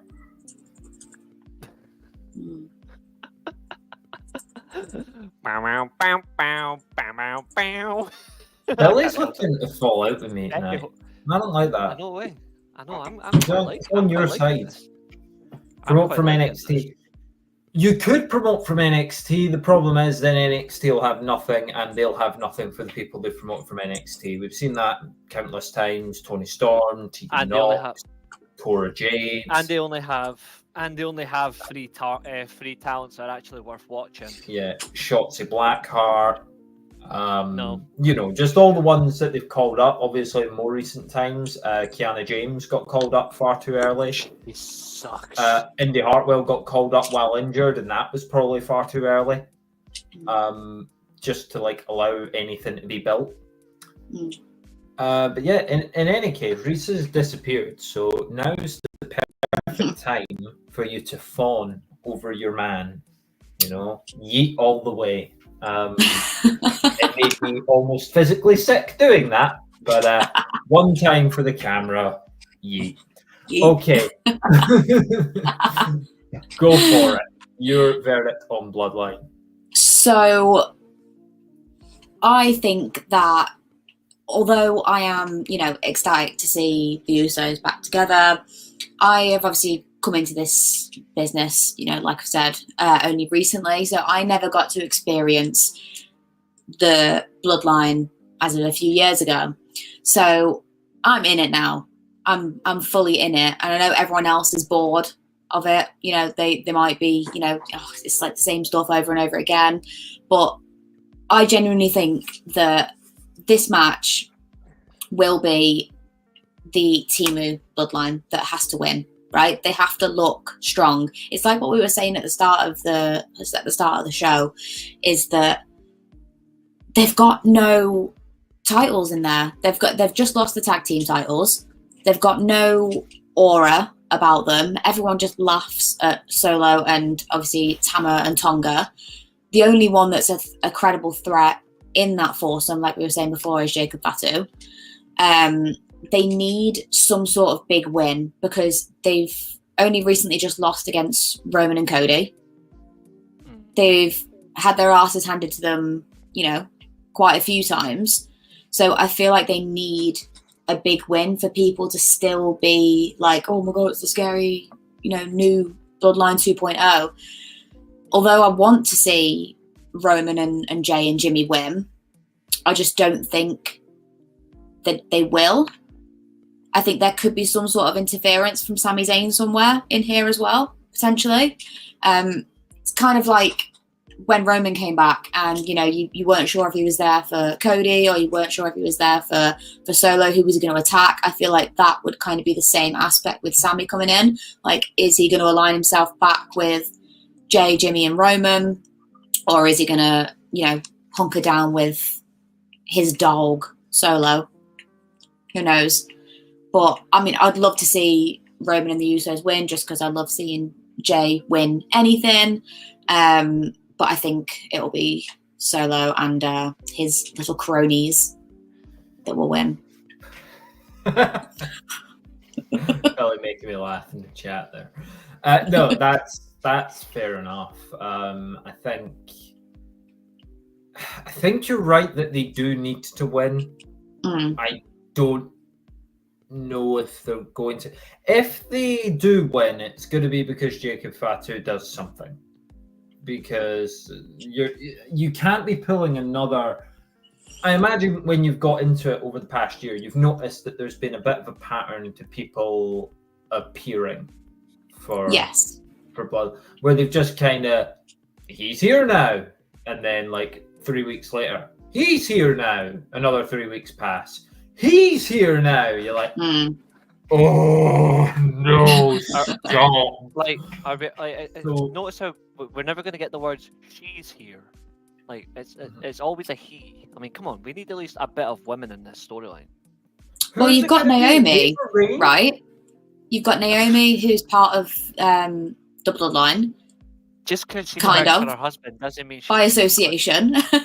Isn't also is Ava Rain gonna appear? Like, isn't Nia a Samoan as well? Nia is, yeah. Yeah. Nia. So why can't she get involved? She's fucking badass. It'd be great. She's queen. Obviously.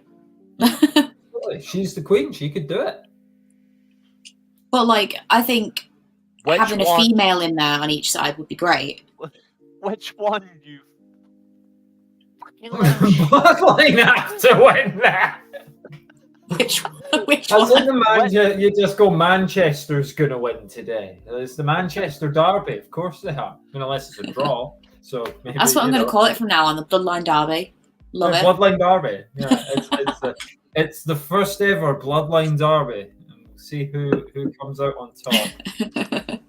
I mean, yes, Team of Bloodline have to win, but why don't they just lose and fuck off? That's what I want to see. Like, they could just lose and go away. That'd be great. We know why. That's great. I think we know why the team. I think we know why the Team of Bloodline are still here. Yeah, like again, No, I'm gonna prove. like I I know what said it is. earlier, I'm why gonna would prove The it. Rock want to back any of these fucking losers? 'Cause, unfortunately, It makes no sense. He's gonna have to talk his ass off to convince me that he wants to back any of these losers. Solo, Tama, or Tonga. Like, I think what has he seen? He's just I seen that think- they're against Roman, right? That's I all think- he's seen. He doesn't see anything in them. I don't Yeah. think Rock cares who's there. I think Rock's genuine plan is he is the final boss. Yeah. Keys in point. He's the last Yeah, one. so shouldn't he deal with the pretenders first? Not what I'm thinking. What? And that's It a makes good. no sense for him to just go, oh, and then this other bloodline can continue believing that they're something. I think you've made a great point. What I'm thinking is, every single one of them might be family, but does he actually trust every single one of them? I think they're all to him. I think all of them to him are discardable. Mm. Every single person of the bloodline, in one shape or form, has been Yeah, either they're as against each other. discardable as The Rock's recent movies. Good point, actually. To be fair, I mean, Black Adam is Roman Reigns. Should have been good, ends up being boring as fuck. Jey Uso is Jumanji and Jumanji 2. Supposed to be funny, but Kevin Hart's in it, so it's a mess. Yeah, exactly. There's many comparisons you can draw, but I do think sometimes you just got to give up on something. And I know that we've put so much into the Team of Bloodline, but we have got stuff out of it. Like, if you look at general storyline progression, we have got stuff out of it, okay? Kevin Owens now eventually hates Randy Orton. You would think after you get beat alongside the same guy month after month, it wouldn't take you that long to suddenly hate the fucking loser you're teaming with. But you know, they got there, so that's fine. True. The Bloodline themselves, well, we got some stuff out of Cody, and they managed to get Jake and Fatu in. So great. Hasn't this served its purpose? Do they need to win? Do they need to go on? Does this need to continue? Must we have any more violence and bloodshed? And when will it end? Can we just stop this Team of Bloodline? Get The Rock in here already. So him and Roman can stink out a WrestleMania or a Royal Rumble match or do what they want, and then we can move the fuck on. That's my plea to WWE. Just end the Team of Bloodline, have Roman Rock, get it out the way, because the fans tuning in week to week to week don't give a fuck about Roman Reigns versus The Rock. We don't care. Yes. It's a Can I ask you a showbiz question? match. Can I ask you a question? Can I ask you a question? And funnily enough, I think this will be interesting because you've critiqued one company about doing this before, and to be fair, at times you have been right. Go. Do you think WWE are catering to the online audience because of this? Because it only seems to be an internet thing about the bloodline, constantly on social media where they want 40-minute segments of these cunts talking. Like it's not appealing to anybody bar these Willy Wonka fans. Like, I'm sorry, but it has nothing. Say because WWE make money. So I'm not asking about. I'm not saying if it's making money or not. I'm saying no. But they'll do more of it's it consistent? because it makes money. That's why they're doing more of it. They're doing more of it because it makes money. Jey Uso makes them a lot of money. Roman Reigns makes them a lot of money. the idea that Solo Sikoa is trying to take Roman Reigns' spot, Roman Reigns coming back, that generated a lot of money. Solo on his own does not generate a lot of money. The Temu bloodline, that's a reason that we call them Temu bloodline. It's because they cost about as much as Temu to book on the indies. Like, they are rubbish. So what I'm saying is, it's like the Nexus. This has lived its purpose now. This has done what it needed to do. Yeah, exactly. This should be the John Cena. Roman Reigns, Jimmy Uso, and Jey Uso should just beat them. I don't necessarily think they're going to, but if I had the book for this and you handed me it, this would be it. It would be over. You could have The Rock come out at the end and, destroy the Temu bloodline, because then some people would be like, oh, Rock's siding with Roman. And then Rock could build that, like, oh, he really hates Cody, because we know he really hates Cody, and then he could do the turn on Roman. I've got a sneaky feeling. I have a feeling I know what's in. It's weird. I've got two things in there. I think I know what's in that bag. The bag that he gave him at the Raw after Mania before he departed. He gave something to Cody in his hand. I think I know what it is, which is quite, because it's never been told. But going back to that, I think Rock should belt the living shit out of them. And I mean, like what he did to Cody. Just take that belt and just beat them. Yeah. Just beat. This should be over. Just treat it like it's in the 1980s, where you could hit anybody the way you want and just belt them about. Leave some bruises, leave some scars, leave some marks. I don't care. Yeah, but in any case, if we're taking predictions down, I mean, what we've all said Temu bloodline, because I've said waste of time. I've said shouldn't even be on the card. I'm joking. What I think was in that bag, by the way, is I think it's a mini version of the Intercontinental title that Cody retired. Oh. Because also that's really internet-y though, because you would have to be. The Rock introduced the oval title design in '98. Cody was the one that retired it in 2011. Would you not have to be online to know that though? Maybe not. It would be something that's been pointed out online. But it is an emphasis on what matters, and people don't forget things they like. Yeah, and the reason or it could just be a picture of Rock with Dusty just to piss off. And the reason that I point that out with AEW, the whole they only do things for the online, it's because there's never an explanation. Like, think about what they actually said about Will Ospreay versus Ricochet before it happened. Nothing. We just had to know. Now, thankfully, we knew, but people didn't know. People were like, okay, why is this a big deal? It's because they just expect you to know. They expect you to know everything. MVP arrived with Shelton Benjamin. All of their fans were just expected to know that was a thing. Like, AEW, things show up and you're just expected to know. They never establish anything. I think it is good. WWE have at least tried to establish the Temu bloodline by first having them as Romans, by having Solo as Romans, and then Solo turned on Roman. To be fair, I will counter you on this point here, just purely from the Shelton MVP point. The whole Shelton MVP did start in a different organization. It also went across the globe.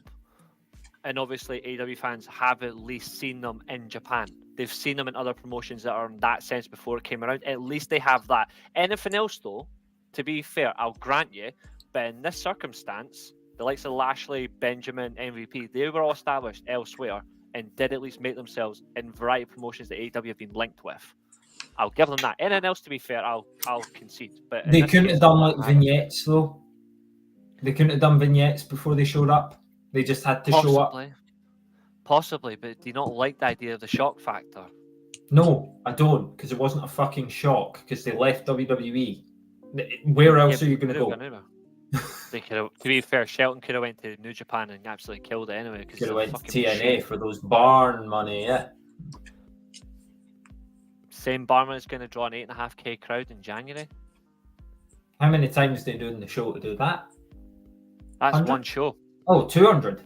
It'll be 200 shows. No, it'll be one show, January 19th. Anyway, we're splitting hairs here when what we really should be splitting is opinion on Cody. Shite. against Gunther. Quality.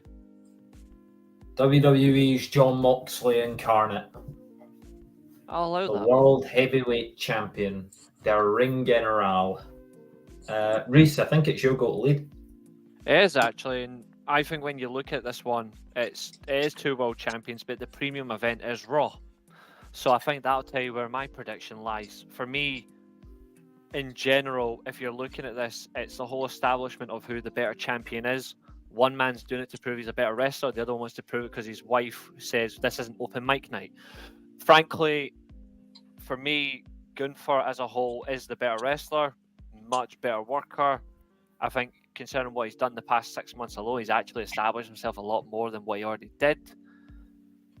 I would say, in a nutshell, short and sweet, but Gunther should be squashing Cody, and Gunther should be winning this. Simple. But he won't. No, he won't, because they'll find a way to do it, because the golden boy has to win with his golden shovel. Mm-hmm. That's what I think. I think Gunther should win this because I do think he's better all-rounder than Cody. I've not been a fan of Cody's reign, if you want to call it that. But I do think that Cody will win because I don't think they will have the face of the company or the face of the company lose at the big Crown Jewel inaugural championship thingy. I don't think Cody's going to lose this. I'd be willing to bet my house on it. That obviously I'm not going to, but I'd be willing to bet my house on it that Cody won't lose this at all. You could bet a holiday. No. I'll bet a pound on it. See how much I win. Maybe £1.50. Can maybe stretch it at that. But just to answer the guy's question, Young Bucks or Motor City Machine Guns? Motor City Machine Guns. I don't even think it's close. Young Bucks haven't been good for about a decade, so sad to see. Sad to see their fall. I used to really like the Bucks, and then no.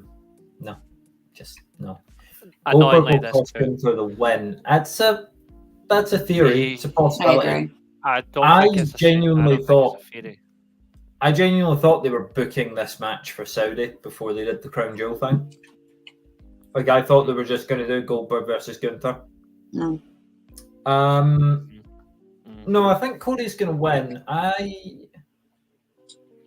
You always pick I take issue with the people calling this Cody reign boring. It's only 2 good matches, in my opinion. Yeah, well, I take issue with it because I honestly think if you go back and back and back, it's as good a reign as Seth had with the World Heavyweight title. And it's the best WWE title reign for a long time. Like, the WWE title has been horribly treated. That's the one that was given to the late great Fiend, rest in peace. But it's also the one that, obviously, Roman. Before Roman, it obviously has had. There was that hot potato year. Remember, Jinder Mahal had it. We had short reigns for Bray Wyatt, for AJ Styles, for John Cena. Well, AJ Styles was actually a really long reign, but it was short reigns for John Cena, Bray Wyatt, Randy Orton. AJ's previous reign was 147, I think. Yeah, and he held it for just about a year or just over a year, and then Bryan beat him. Bang on a year. Yeah. Bang on a year. Bryan's reign was okay. It was weird that we had to boo a man that was like saving the planet. But you know what I mean? If you just go back and back and back, those title reigns are not as memorable as I think this Cody Rhodes reign is going to be when we look back on it. I think Cody Rhodes has had fantastic matches throughout this reign. I think the Cody versus AJ match was phenomenal. Which one? Excuse the pun. What is it? Which one? Because I was there for one of them and one of them sucked. Oh, the France one. No, was it France? No, France, yeah. Apart from the shitty chance, I'll concede that one because the one I saw was absolutely ridiculously bad. No. So the France one, Cody versus Logan, was unreal. You managed to get a good match out of Solo Sikoa, which again, you can only be as good as what you've got. And I really enjoyed the match against Kevin Owens as well. I think what they've done here, and this was where I was getting to with that theory. People say that they've made this, that like they're making these belts because it's something to fight over. Like there had to be a reason for the match. And I think I think they wanted to do it. It's not that they wanted the title to exist, but they wanted Cody to fight Gunther. I think if you zoom out from the women's title stuff, they wouldn't give a shit. They're only doing the women's one because they're doing the men's one. If they could get away with it, they would only be doing the men's one. But we're in the year that we're in now, and they feel like equal opportunity needs to be granted, even when equal skill is not present. And despite how very left-wing I am with some things, I don't agree with that. I think meritocracy is the best, and you need to earn what you get. I think Liv Morgan and Nia Jax have not earned it. Certainly Liv Morgan hasn't. Maybe Nia Jax has, but you're only as good as your dance partner sometimes, and I don't think it's going to be very good. Cody and Gunther need to have this match. It's a match that they know they need to have. It's a match that they cannot build a feud for because they're on different shows and they're both world champions. If there was one world title, this would be your world title match. If we were back to the days before the World Heavyweight Championship came back, this would be your world title match. It would be won in a very long feud, probably. I think you could still technically build a feud. There is an example actually there's two potential examples you can use. An example of it is, frankly, I don't think either of them, even though it's likely to happen, I don't think either of them should be world champion at WrestleMania. I don't think Cody should be champion at WrestleMania 41. 42, sorry. I don't think Gunther should be world champion either. I would be having this whole feud starting from the Royal Rumble. And it's literally one person costs the other their championship, and the other gets cost in the Rumble match. Funnily enough, that was how Goldberg versus Lesnar started the first time. Except this would be a much better quality of athlete. Is it not a bit too soon to do that after the whole Bobby Lashley, Brock Lesnar, Roman Reigns thing? Because that was only 2022, I think. Yeah, except the only difference is, though, is I think when you look at it in that perspective, I don't think anybody essentially wanted that anyway. People wanted Lesnar versus Lashley to be properly cemented and actually dealt with. They didn't really do that. They just kept doing low blows. It kind of sucked. But Brock Lesnar. So we never got. So we never got that enjoyment. Whereas, except, funnily enough, when did Brock Lesnar not suck for me? When he was fighting Cody Rhodes. And I think what we're slowly coming to terms with is that I am actually quite a bit more of a mark for Cody Rhodes than I thought. Because for me, this man can't do anything wrong. I think this match is WWE's. That is a really good. We'll get into it.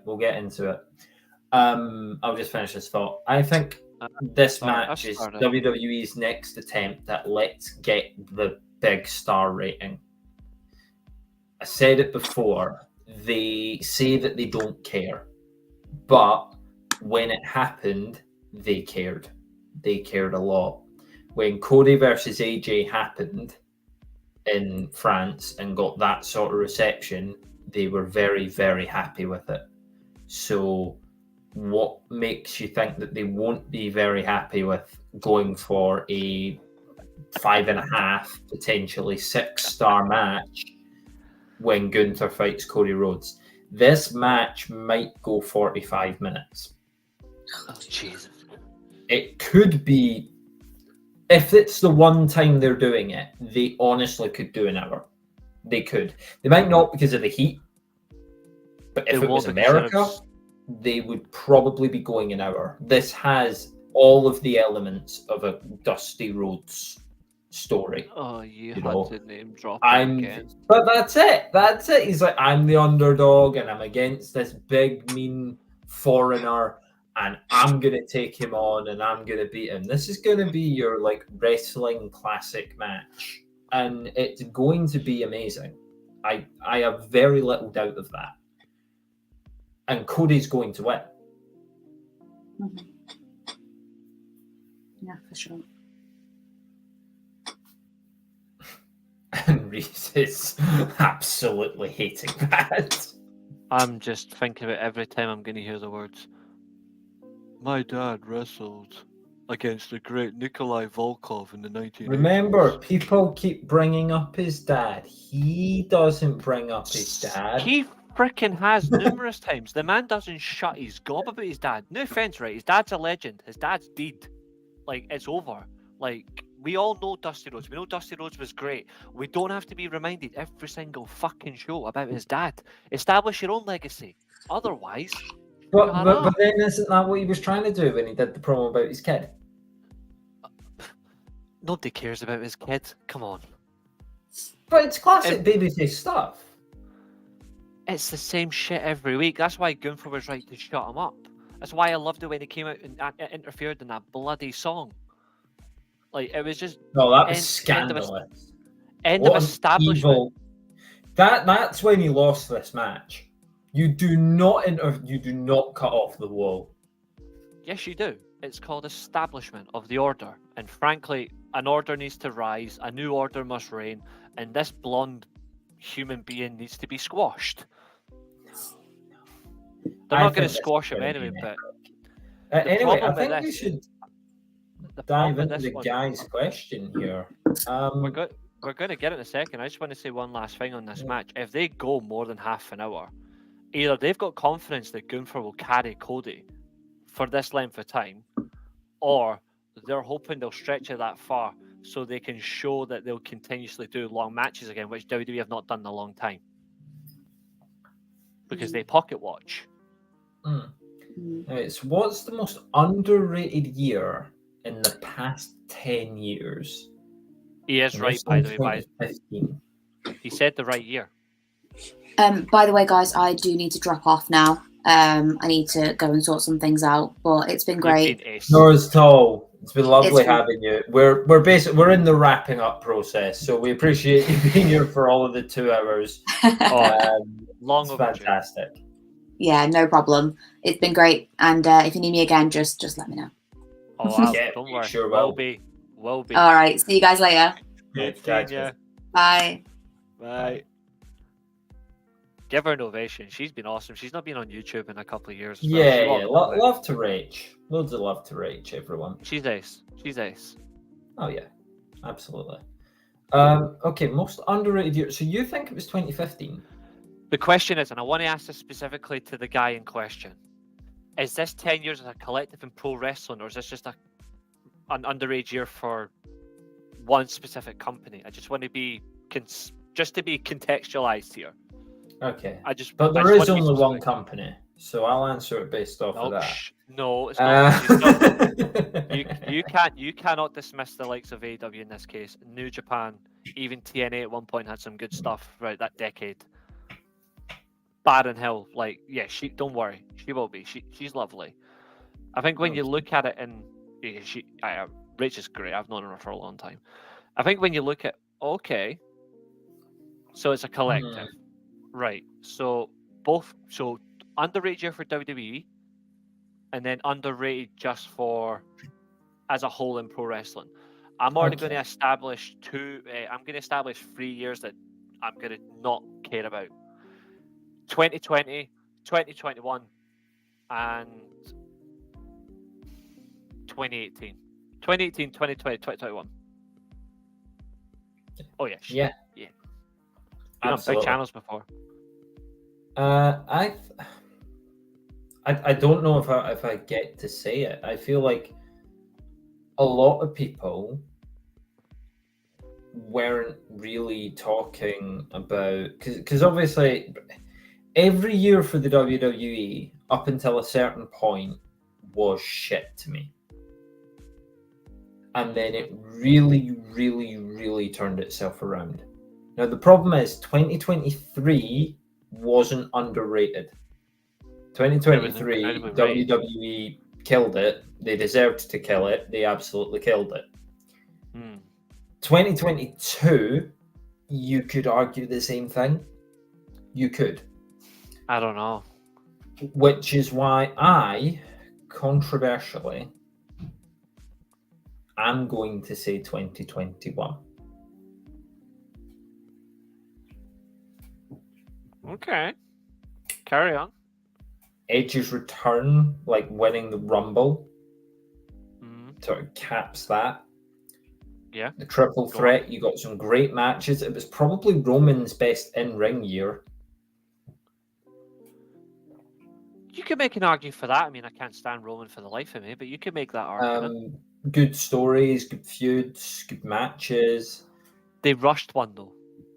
Yeah, well, you can't say 2022, which is what I think they did was... rush part of 2021, though. They did rush Roman versus Brock again, quickly, when he came back at SummerSlam. Well, no, that's good. That's good. It's good that they did that. I bet it's bad if you're looking from a business perspective that they rushed it. Was that 2021? Yeah, because he returned after Roman beat Cena. Yes. He came out to the big pop dressed like a cowboy. Yes, he did. Yes, he did. I remember that now. Yeah. All hail Cowboy Brock. Yeah, no, that's fair. But I think because you can't say 2022 and you can't say 2023, but I do think 2022 was overall a better year, and also 2023 was overall a better year. You're talking about underrated. If we're really, really talking about it, and I can include NXT, I have one. Then it's got to be 2019. Because WWE WWE was mostly watchable. And NXT was fantastic. I think that's fair. Me personally, I only have 1 year. Now, the guy said 2015, and I do agree to an extent, but I'm going to go the following year. Now, here's why. The 2015, obviously, you brought in the best wrestler in the world at the time in AJ Styles into the fold. He debuts at the Rumble, great pop. He has the matches all the way through. To be fair, very, very clever. No, 2016, sorry, actually. I'm right. 2016. 2015 was actually... 2015 was supposed to be the year AJ Styles came in. They held off a year. So 2015 already lost that point. But 2015, you had a good start. You had the Rollins cash in all the way through. Rollins is established as world champion. And you had that triple threat, I'm pretty sure, at the Rumble where Lesnar was just out of sight, which is crazy. And then you had the SummerSlam madness with Cena, Rollins, and the guy who loves Ric Flair so much, I think he would have got on his knees for him. 2016, the reason why I've got 2016 is eventually AJ Styles comes to WWE. Styles is already incredible. Nakamura comes to WWE. Nakamura's already unbelievable as it is. Finn Balor's still main man to an extent on NXT, then gets to the main roster, where things start to go wrong for him. But you also have an incredible year for one other wrestler who has been phenomenal since he's left the organization. 2016 was a great year for Nick Nemeth. Yeah, that's true. And Nick Nemeth, for me, arguably, was probably WWE's most consistent performer in 2016. I think he was. I think, now obviously The Miz had his never-ending IC title gimmick that he was doing. But when the brand split happened when they revamped the brand split and it became SmackDown Live, Nick Nemeth wasn't one of the first picks, but he was actually probably the first to stand out very quickly. Yeah. And I'm gonna say it because he also got the first world title main event under the new regime. He didn't win the match, but he actually killed it against then Dean Ambrose. Yeah, he got a good sort of solid push, and stories in 2016 seemed to be better. I think it was more in the sense of we're going to put more emphasis on the work, and we're going to put the emphasis on the guys that can actually work and the women that can work, and we're going to have matches. Yes, we will tell stories, but 2016 for me, as a fan, the way I like wrestling, I will always say I prefer the in-ring work over the long-winded promos, But if you do it in a way that presents itself to me, I will enjoy it. Yeah. And for me, 2016, there was only 3 or 4 people on the main roster that actually summed up what I liked. Nick Nemeth, AJ Styles, Bray Wyatt, and this one I'm going to say just purely because it's not about the New Japan, but it's about the enjoyment. I'm also going to say Carl Anderson. Okay. Because I actually think Carl Anderson really showed himself strongly when he came to WWE with Luke Gallows. Except I think that's fair. And I've always liked the Machine Gun.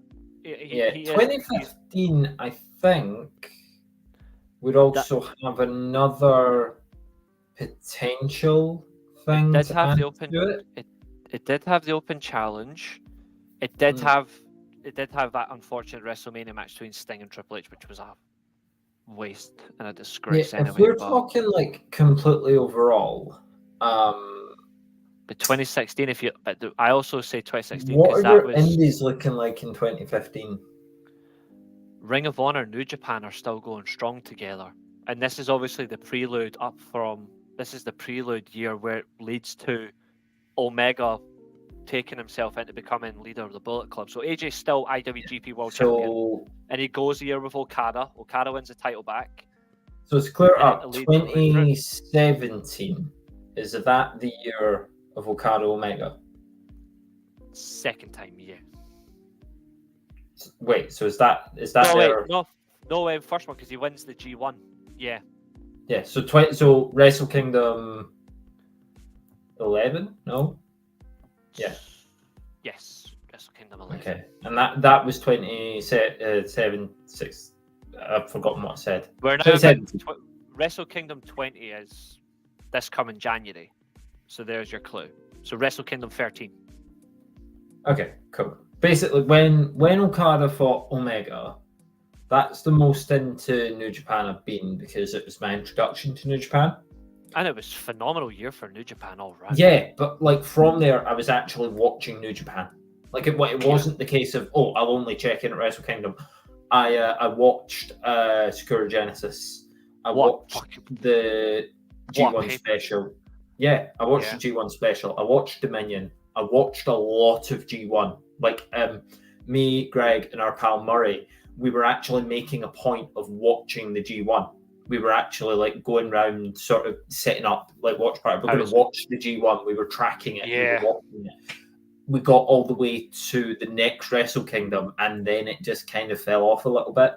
So I think if you count that year, WWE was obviously the most drizzling of shits. But I for agree the with indies, I agree with that. Yeah, 100%. for the indies, for me, 2017, just for New Japan, was unbelievable. Like that was work rate wrestling. That was my real introduction to Will Ospreay, Hiromu Takahashi, Dragon Lee. Obviously, Marty Scurll was active at the time, and he has a good wrestler. No, but he's done. He just had a match with JJ Gable in Austria. I don't know who that is. So put it this way: JJ Gale's big on the indie scene, right? And he purposely, and I'm not joking by the way, he purposely cropped the photo of the opponent he was having for his debut in Austria because it's Marty Scurll. He cropped it, and the fans went after him. Weird. And I was one of them. I went after him. I'm like, how fucking dare you? That's strange behavior. But I mean, because obviously you had Okada, you have Omega. Tanahashi was still going. Naito was still going. LIJ were actually my favorite stable. I loved LIJ. Like Shingo, I don't know. Well. I hate that they ripped that apart. Yeah, Shingo showed up a bit later, didn't he? Year and a half later. But yeah, he was still doing stuff. You know what else was good as well in 2017? Dragon Gate. I can't say I got much of that. Big year for because the following years when Pac went over. Oh he was doing a mixture of stuff, but Dragon Gate was good. Noah was revamping itself. To be honest, there's quite a lot I would do just to get 2017 New Japan back. Revamping. Yeah, I think I think wish they're New good. Japan was worth caring about to that extent. Obviously, ZSJ just won the big one, and What phenomenal match! If you haven't watched it, by the way, I think you'd really like it. I'll see if I can track it down. But as I said, It's on I YouTube. just fell off New Japan. It's on- All the people I cared about left. It's on YouTube. What, Actually, I'll go one further. Have you got access to the Lucha Underground as well? The guy Pentagon Jr. was incredible that year. Lucha Underground was fun. Have you got the Extreme Network or the Extreme channel? I don't. I don't use Freeview, but it's on Freeview. But there's in the UK exclusively is the Extreme channel. November 8th is the show where you'll get to watch, even though it was over a month ago anyway. On that network, you'll get to watch ZSJ versus Naito for the IWGP Championship, and then you get to watch right after it his first title defense at Royal Quest when he faced Sanada back to back. Oh, that's pretty cool. Yeah, that match was really good. Like, I Wait, really we did liked Royal that. Quest again. Yeah, Royal Quest every year. Royal Quest was 2 weeks ago. UK. Yes, Did you go? yes. I couldn't get down. Because of all your work. Yeah. I watched it online though. Okay. I watched it online. I really liked it. I thought they went really well for the entire match. It was only about 20 minutes, but it felt like Sanada had got his groove back.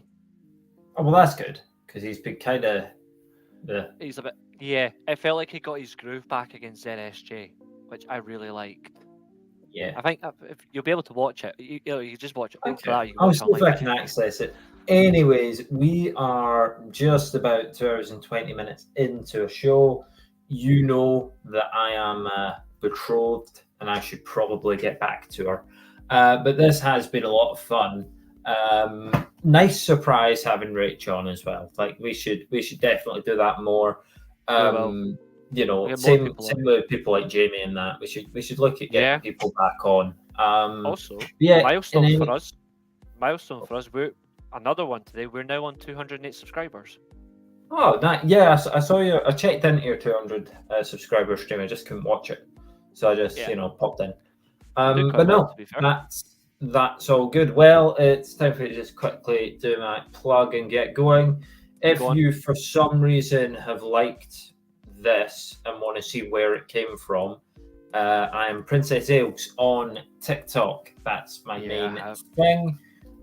You can catch my makeup videos, and I also stream Poke Rogue is the main one at the moment, which is a lot of fun. Got a shiny magnet on today, so class. You know, that's only my second shiny in the whole fecking game. So you know, pure silver magneton rules. Oh no! So they've changed the shiny in the game. Oh fuck's sake! They mustn't have liked, because I'm with you. I thought it was going to be gold silver. It's like pure shiny magneton when it first appeared in the actual anime series. It was pure silver, but the end magnets were like matte black. So it was really dark grey silver, and it was matte black. Yeah, that is cool. But no, what they've done with it is they've made it like a metallic. It's almost like a pink. Oh, they basically made it like red metal, but it looks pink. But in any case, if you for some reason want to hear and see more of me, you will find me over on TikTok. If this is enough for you, I am the regular co-host of the weekly Steelchair, so you will catch me pretty much every time that this man wants to be doing a show. So we will be back for Crown Jewel review, and that is cool. That is cool. Yeah. Crown Jewel review and whatever's next preview. I don't know what it is. Is it AEW's turn to? No, remember that's Full Gear's later. We've got our head-to-head. The head-to-head roster. Oh yeah. Of course, the roster draft. Yeah. Okay. So Crown Jewel review, and then we'll get into the roster draft and we'll see what we can do. Absolutely. So I still have that saved on my phone. I'm fairly sure. If not, it won't take long to draft up again. Absolutely. But in any case, I'll leave you if you want to answer anyone else's chats. Then I'm we'll about head. to. I need to go as well. But guys, I Fantastic. just I'll want let to you say thank just you. get the outro, and we will head. Absolutely, guys. Thank you so much. It's been a pleasure. Enjoy the rest of your Halloween. We will see you next time. And as always, enjoy what you can. Stay safe, and we'll be back for more Steelchair content. Bye bye.